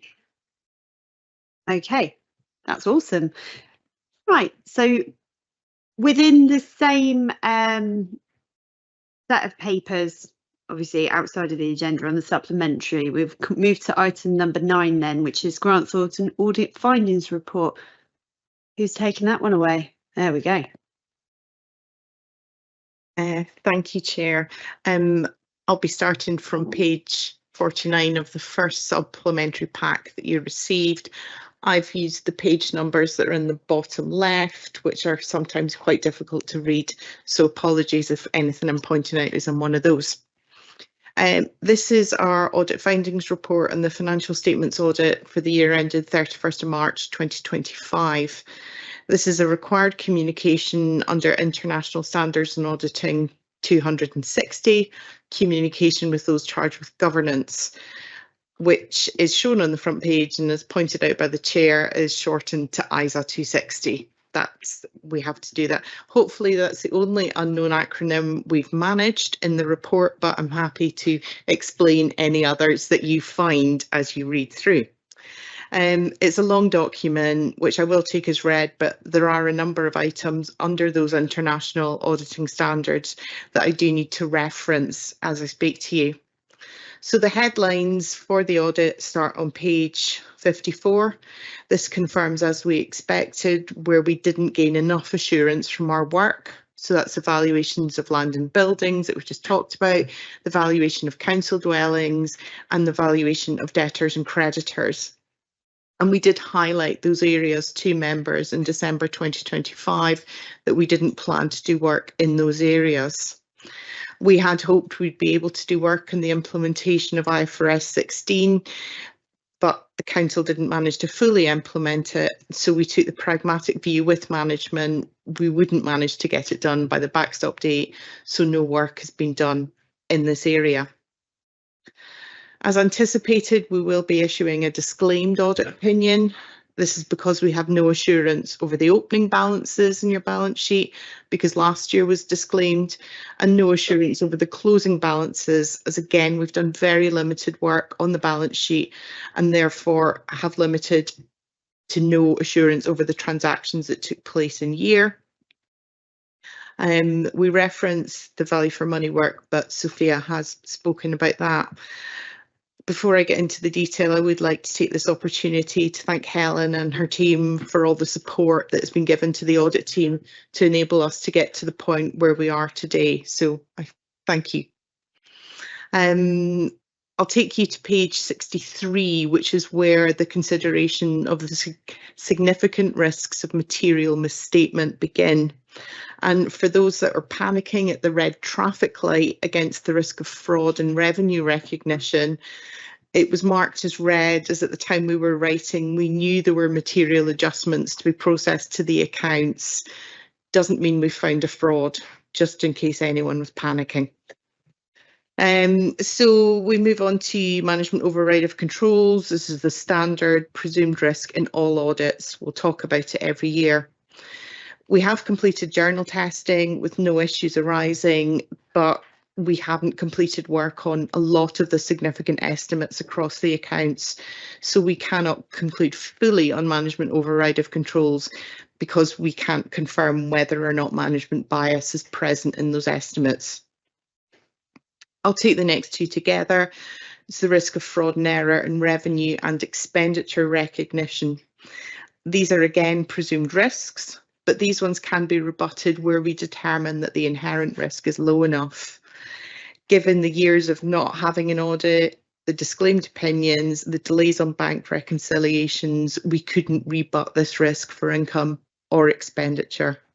And as is set out later in the report, as in prior year, testing of grant income did find a high number of errors, and that has required adjustment to the accounts. There were no errors in our sample testing of operating expenditure. Bank recs we've covered off at several points this evening, so I won't dwell on that. We had the March 2025 bank reconciliation at the point we started fieldwork, which is an improvement, a huge improvement on the prior year, and no issues arose from our testing of bank reconciliations. Valuation of land and buildings and investment properties. These are big numbers that are subject to a lot of judgment in their valuation, and we've just been through the fact that not enough of those land and buildings were valued this year for us to gain assurance over those. Valuation of council dwellings, again, big numbers, and we split this from the land and buildings and investment properties as the internal valuer performed that valuation. It wasn't done by Wilkes Head Neve. And we did discuss this in December, but this is the 5th and final year of the current Beacon valuation for council dwellings. So we elected not to do any work on it this year, and instead we engaged an auditor's expert to look at the methodology that's in place now, the methodology that the internal valuers were planning going forward, and to give any recommendations they had. And those recommendations that are relevant have been replicated in Appendix B to the report, which hopefully management will find useful. Pension liability is not really, it's the council's risk, but you can't really do anything about what the actuary says. Again, it's a big number with so many assumptions that can cause really volatile movements, and there was no issues in the work we did there. I think finally, on significant risks is the value of debtors and creditors, as once again we were unable to source a listing that split out the net and absolute values of those balances. So that's that. The other findings section puts a bit more meat on the bones in terms of the findings. It links closely to the significant risks. You'll be delighted to know I'm not going to go through them all. But on page 80, there's a table that sets out the level of error that we've identified in the grant income testing. And then also further on, errors in fees and charges income testing again, and the fact that we didn't do any work on support service recharges. On page 88, following Simon's report on the ICT physical environment report, we only looked at technology 1, and that's why we're showing a slightly different rating to internal audit, just in case that was a question. Page 94 are the audit adjustments, and they look really innocuous. Only one's got hit to the bottom line, but these have hit a myriad of notes across the financial statements, so they have had a huge impact. They don't look like they did. The following page 95 has prior period adjustments. These are errors that we found from our current year work which impact the prior year. So for the first one, it was because income from the National Lottery Heritage Fund was received in both years, and in both years accounted for incorrectly, treated as revenue when it should have been capital. The second one, the dwelling revaluation, was incorrectly not accounted for in 23-24, and to rectify it, it went through the 24-25 figures. So that's just taken it out of 24-25 and into 23-24, where it belongs. Page 100 is the start of the action plan, covers findings from this year's audit, findings from this year's IT audit, and follow up on findings from the prior year. I won't go through them in detail, but thank management for their responses and commitment to change. I am nearly there. Page 119 has our proposed fees for the year. And then Appendix B has the recommendations on the methodology for council house valuation, and Appendix C has a copy of our draft disclaimed opinion, and the words in that are set by auditing standards, so it's pretty wordy if you did manage to read that. By nature of the disclaimed opinion, we are unable to conclude positively on a lot of the audit matters. But we have seen progress in the accounts, the supporting working papers, and audit evidence. There's still progress to be made, but we're happy that steps are being taken in the right direction. I'm hoping Helen will agree that we have a good and productive relationship with the finance team, which has been helped by both teams working on site together. So again, thank you to the finance team. And the audit team. I have Gloria with us, so she led the on-site fieldwork, so if the questions are detailed, I might need to defer, but I'm happy to take any questions you might have. Thank you for that. We'll start with Councillor Knight and then Councillor Bates. Thank you, Chair. one of the things that's been brought up earlier was the assets in terms of land and buildings. On page 75, you've got approximately 20% here, but I thought we got to 30%. That's just detail. But I'm just wondering whether either our officers or Grant Thornton can give me an idea. I know you haven't included it in your calculations and your work, but if you've had 30% done, there's going to be some value there. And obviously from the council's perspective, we have what we would have thought was the value. I'd really be interested to know how they compare. So we've got actually an indication that 30% are undervalued or overvalued. I think that would be really useful for this committee and probably the council to understand how that is actually equating. Thank you. Sorry, so the 20 to 30, it was 20% of land and buildings, but all investment property, which takes you to about 30%, the full value. That's where the confusions come from. Apologies. In terms of the comparison, something we could look to do, but I think we did have a look at it, but for some assets, the valuation basis had changed because Wilkes Head and Eve valued things on a different basis to the way the internal valuer had. So it maybe isn't a great comparison, but it's certainly something we can look to do next year. And you'll probably find that, you know, it's a huge estate and there'll be overs and unders. So you'll probably come out with a very similar answer, but there could be huge movements. Either way would be my gut, but we can look at it as part of next year's work.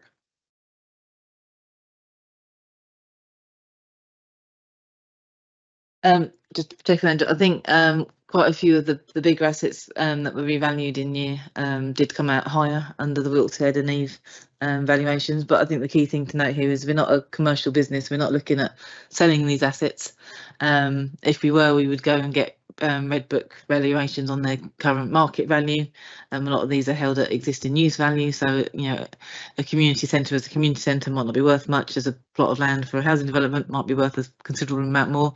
So, you know, these are accounting values.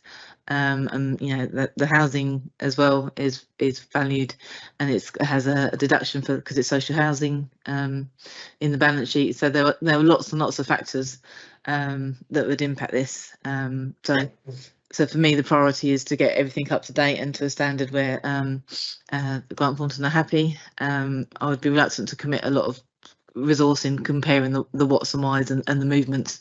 You know, we need to clean up and move forward. Councillor Bates.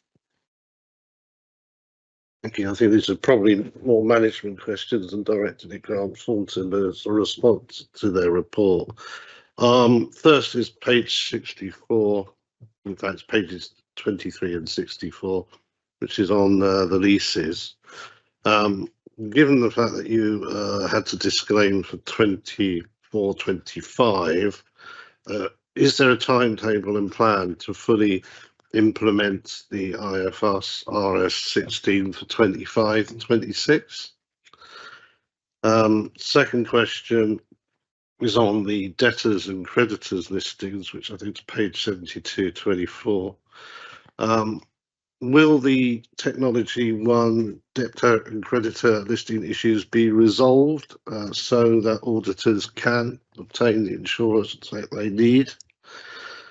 And finally, on page 79, which is in relation to the grant income misclassification in relation to the National Lottery and the LAHF, are any new controls recommended or being put in place to ensure that correct classification and evidence is available for the report for 2025-26? Okay, those are my questions. Thanks. Right, thank you. So taking them probably not in turn because I've forgotten what the first one was. Debtors and creditors. So for IFRS 16 was the first one. So for IFRS 16, I like to say we, Cherry, who's at the back here, took a thorough review of leases for 24-25. Unfortunately, there was just a couple of areas that we missed. One is relating to the staff car leasing scheme, and the other one is around some of the properties that we have under our temporary accommodation arrangements. So yes, Cherry is very much on the case to work on them to bring them in fully for 25-26. So for this next set of accounts, they will be incorporated. Second question around debtors and creditors. Yes, again, we are working with Technology One and with the systems team. We've recently identified a way that we think we can do this in a quicker manner than we was originally looking at, literally item by item matching, which is obviously very resource intensive. So we're looking at that, and then we will have some evidence for audit to give them the assurance that they need. And then the final point around grant income, I'm very pleased to say Sarah, who we mentioned earlier, has just joined us this week, has recently done a thorough review of grants at Kent Fire. So she will bring in that knowledge and skills and looking and working with the team as to how we review and treat our grant income.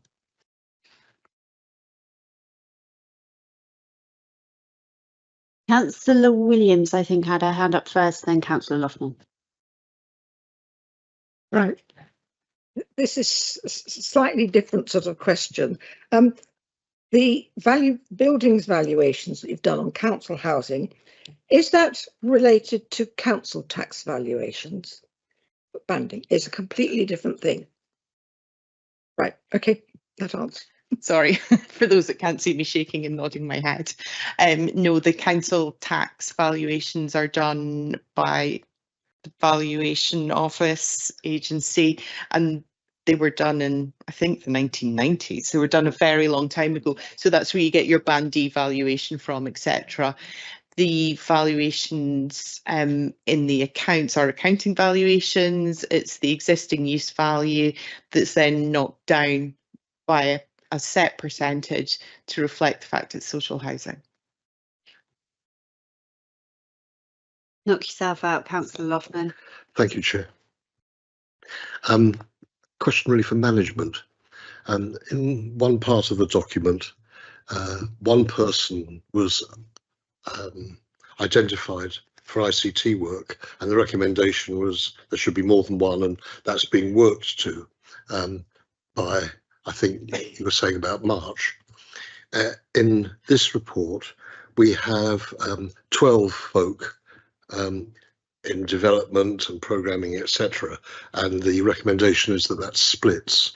I'm altogether too conscious that in ICT functions, there are both specialisms and the need for flexibility, and there are always finite resources in terms of folk who can do certain things. I'm just wanting reassurance that when it comes to identifying specific roles for ICT, that there isn't an issue, because these two things have been raised up. Thank you. So in terms of the one person, I think that related to the bank reconciliation and loading of transactions. And yes, so we are looking at that within the systems team and how we split that. So we've got some resilience really. Those transactions were being loaded monthly. So yeah, the chances of hopefully being off for more than a month shouldn't give us a problem in the short term. But yes, within our team, we're looking at training up others to do that and bring in additional resource. The 12 users referred to in the Grant Thornton report, that was particularly, if I recall correctly, linked to when we were bringing in the new income system. So we had support from the digital team, from possibly the digital security, the digital development, as well as people within finance who had access, as well as some tech one people being able to access the system. So it depends on what you're doing and why. On a normal day-to-day basis, we wouldn't expect 12 users to be using the development side of that system, and that is reined in and managed. And we now have a change log process where we are monitoring the changes that go through the system.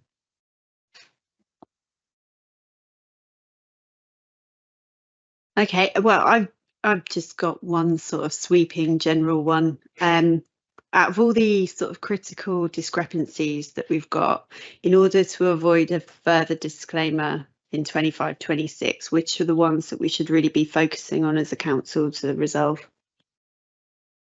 Thank you, Chair. So in all likelihood for 25-26, there will still be a disclaimer as we're working through things. So for instance, not all the land and buildings will be revalued at that point, but we want to make progress on the balance sheet elements. So definitely debtors and creditors is something that we're very, very much keen to make progress on. So and also it's specifically within the key recommendation in the auditor's annual report. So for me, that's something to focus on so that we can make progress and get some assurance around the area.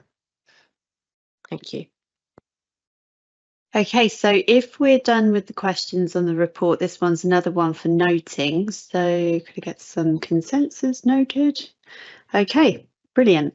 So in that case, we'll move on to item number 10, which is the 25-26 statements of accounts. This is a supplementary as well as an addendum in the agenda pack.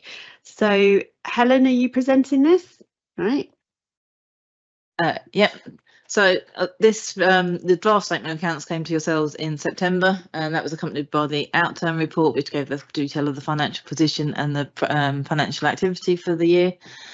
This sits alongside the audit findings report, and as detailed in the audit findings report, we have reflected the changes that were identified as part of the audit within this set of accounts that are in front of you now. I would like to say a massive personal thank you to Terry and the whole of the accountancy team who have led this process and worked really hard to bring us forward. And I will reflect what Lucy said in terms of the working arrangements between their team and ours. It's been a good working relationship, and the attendance on site has made a massive difference. It's much easier to go through difficult queries in person than it is over a screen or over a bunch of emails. So we present these accounts to you. There is an addendum that was issued yesterday, which was one of the notes to the accounts. Lucy spotted that we missed one of the numbers that needed updating, so that will be incorporated in the final version when it's published. So happy to take any additional questions or pass them over to Cherry. Yeah, there's a paragraph number that's missing at paragraph 1.2, but that refers on to section 2, I think.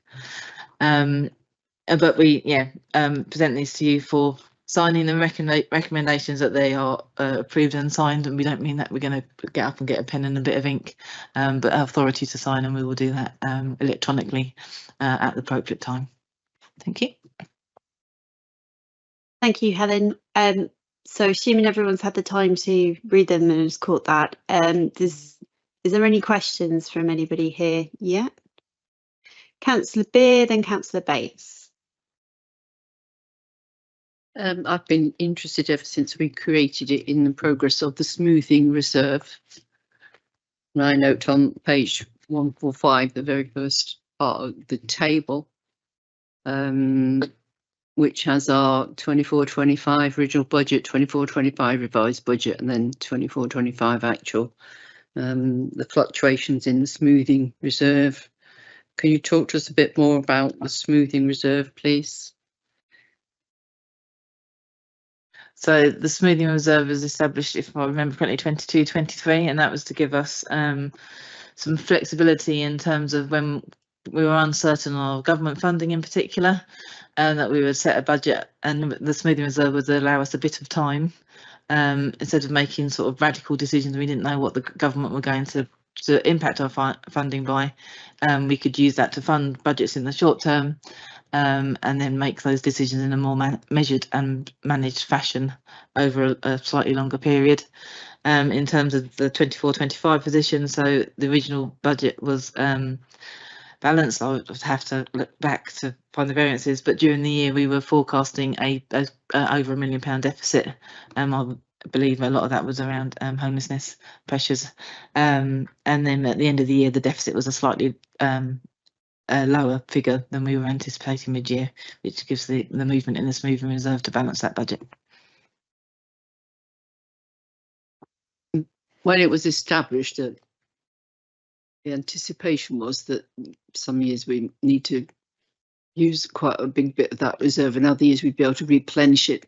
Can you foresee a time when you'll be able to replenish? So the 26-27 budget does have a proposal to replenish that reserve. Councillor Bates. Thank you, Chair. I've only got 2 questions. One is in relation to the Treasury short-term borrowing and refinancing risk. I mean, the council reports, I think it's page 11 or 148, reports £102.5 million in total borrowing. That's 65 million from the PWA and 37 million short-term. Does the short-term borrowing exceed the upper limit of 25%? And if so, what's the timeline and strategy to bring the portfolio back within its limits? Second question is in relation to the collection fund and the NNDR appeals provisions. The collection fund closes 2024-25 with an NNDR deficit of 5.33 million, of which DDC's share is 2.133 million, whilst the appeals provision has also risen to 8.02 million. Are there any mitigations in place to manage that cash impact in 2025-26? And how will assumptions on the appeals rate be validated and reported to members? Thank you. I'll come back on NDR first, then I might just need to clarify your first question. Right. So the collection fund, yes, that was the end of year position. You can't particularly avoid it. It is what it is with what we forecast in the NDR1, what we expect to receive, how we expect to distribute it. If the income levels change during the year, then that's the case. We do have within our reserves profile, we have a, I was going to call it a smoothing reserve. We have a business rates and council tax reserve, which we actually use to allow for some of those fluctuations. Business rates has always been something that some years will be favourable in the collection fund, other years will be deficit. So we put that money aside to enable us to smooth that. So we have sufficient funds in the reserve for 25-26 to smooth that deficit that we had at the end of 24-25. The appeals provision I've already been reviewing, and we looked at that for the current year's budget setting process. Because a lot of that related to the 2017 list and the 2023 list. The 2017 list is now closed. We have no appeals left on that, so we've been able to close down that element of the appeals provision. And the 2023 list is closed for new people putting claims against it. So we've reviewed that, and I think I've reduced it slightly on the basis of what's left, because Partnership 1 had the detail of the appeals that are still sat there on the VOA list and what we think the risks are. And we will look at that again further at year end. There's another one on the list for Sarah to be reviewing as part of the year end process. So you can be busy. Can I just clarify your first question on the Treasury management? I couldn't find the reference.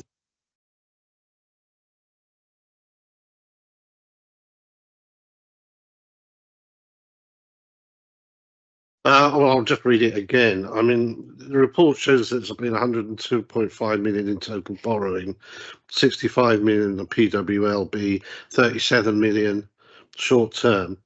Does the short term borrowing exceed the upper limit of 25%? And if so, what is the timeline and strategy to bring the portfolio back within limits?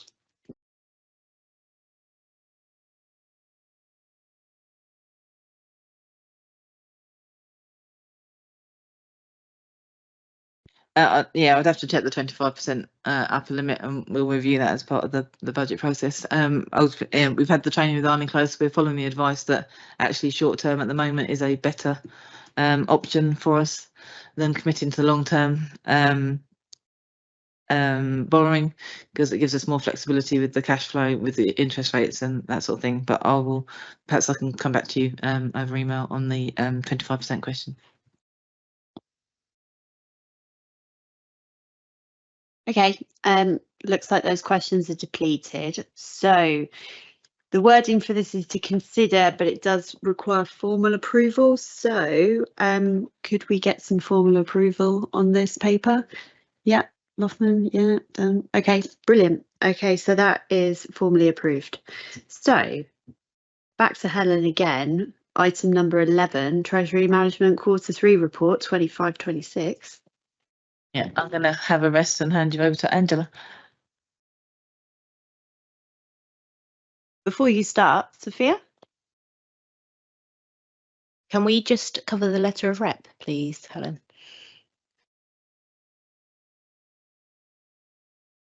Yeah, and also those charged of governance need to be happy with the unadjusted misstatements that then gets appended to the letter of rep. Okay. So yeah, the report also includes the letter of representation, which details the statement, the changes. We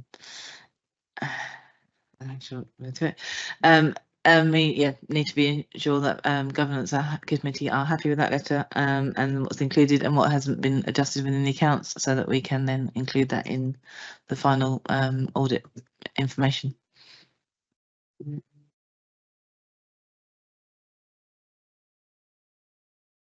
It starts at page 243. 243. I might just add, Chair, it's a standard letter. There aren't any specific representations. It's something we ask for every year from every authority. But within that, as I said, there is a paragraph which asks those charged with governance to make sure they're content about the adjustments that aren't being made, and they are in the audit findings report. Also on page 247. Oh, 247. They are attached.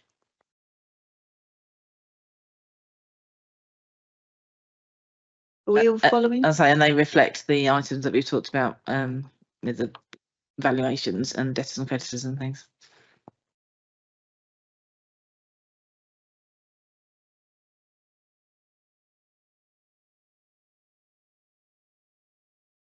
Yeah. Yeah. Councillor Beer, did you want to say anything? I'd just like to move that we approve that letter going forward. Yeah, I do too. We're all good. Then we're all good. All right, fantastic. So yeah, that's all signed off and approved then. Officially. So yeah. Yeah, already signed. So right. So we'll move on then to item number 11, Treasury Management Report, read by Angie. Good evening, everybody. This is the Treasury Management Report for Q3, ending the 31st of December 2025. In summary, our long-term commitments generated a total return of 1.56 million in the 9 months since April 2025. This percentage of income return is 4.48, which again is over the SONIA, which is the Sterling Overnight Index average. The short-term cash flow has decreased to 35.5 million. This is due to a few factors. We received the grant income from MHCLG for Beacon, that was 8.6 million.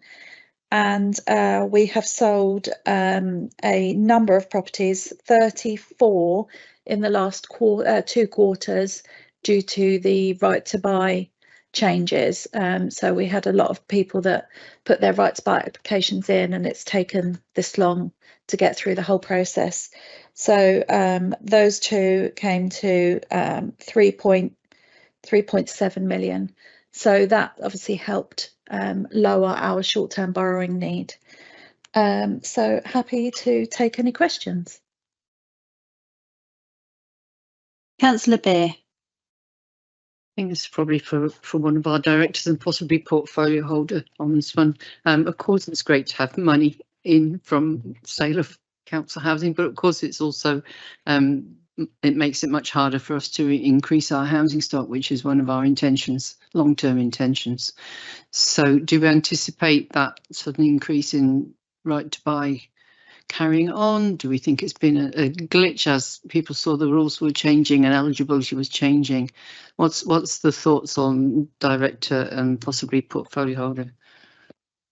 Happy to take that. Yeah, as the rules changed, we saw an influx of applications for people to exercise their right to buy.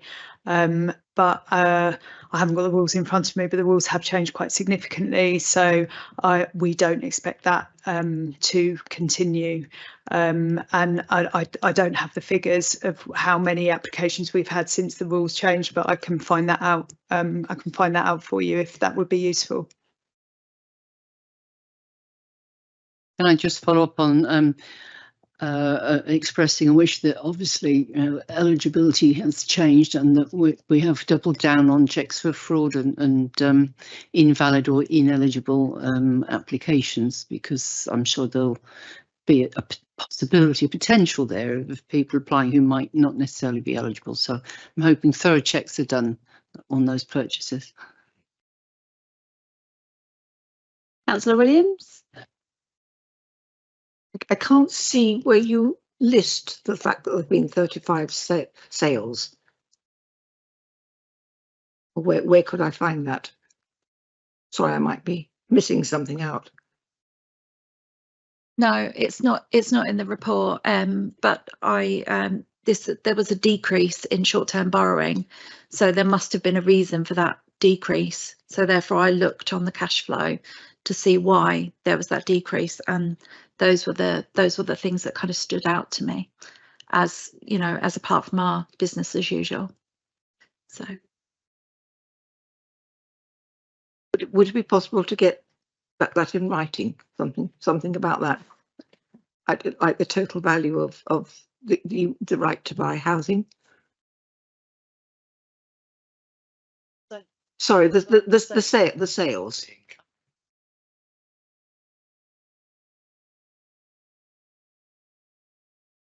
Yeah, that's great. Thank you. Are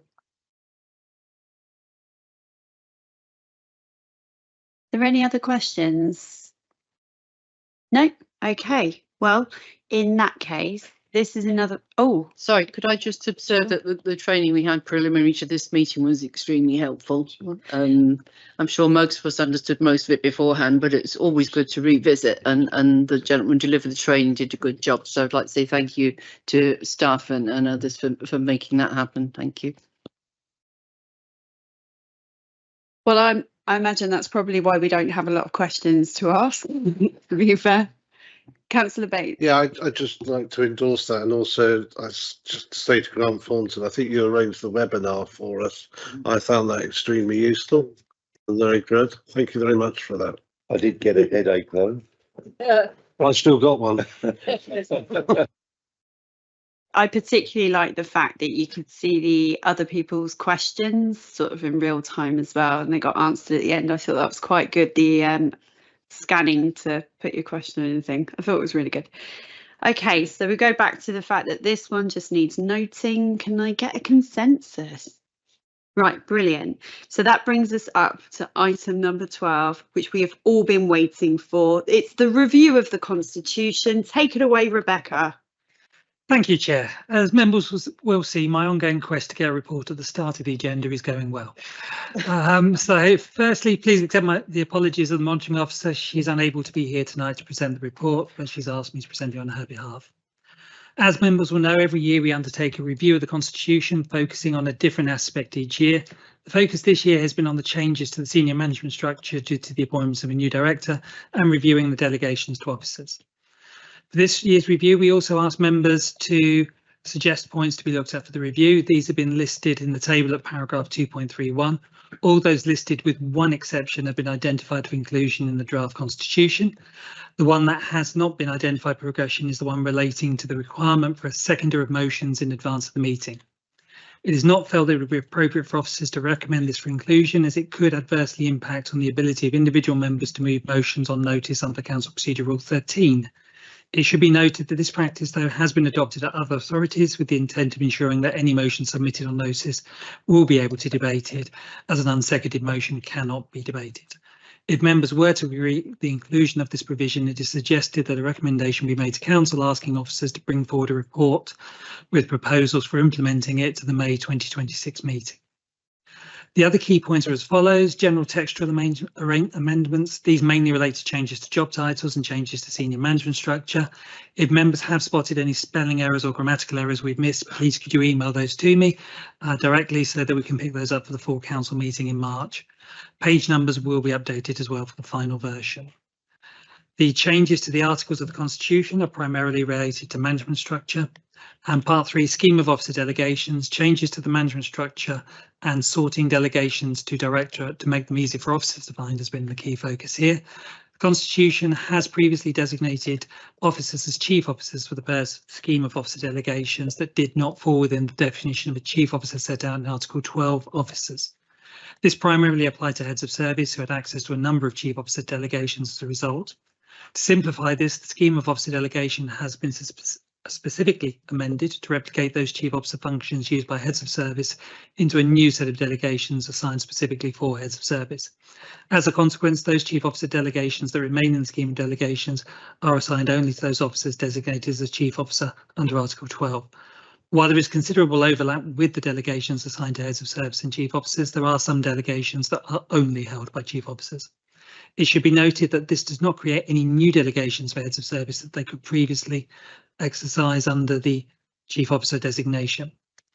In a further enhancement, the monitoring officer has asked all heads of service to provide her with the details of any officer that they have made a standing sub-delegation to under their head of service delegations, which he will hold in a central repository. That's mainly around contracts. A number of delegations shared by the head of property assets and the head of parks and open spaces and countryside have been reviewed and where appropriate and been assigned to a single head of service. A new delegation has been included for the head of planning and development to approve local wildlife site designations or extensions under Section 40 of the Environment and Rural Communities Act. Under the responsibility for executive functions, there's been one change related to the current responsibilities of the portfolio holder for transport, licensing and digital services to include technology in the remit. This reflects a decision by the leader back in May.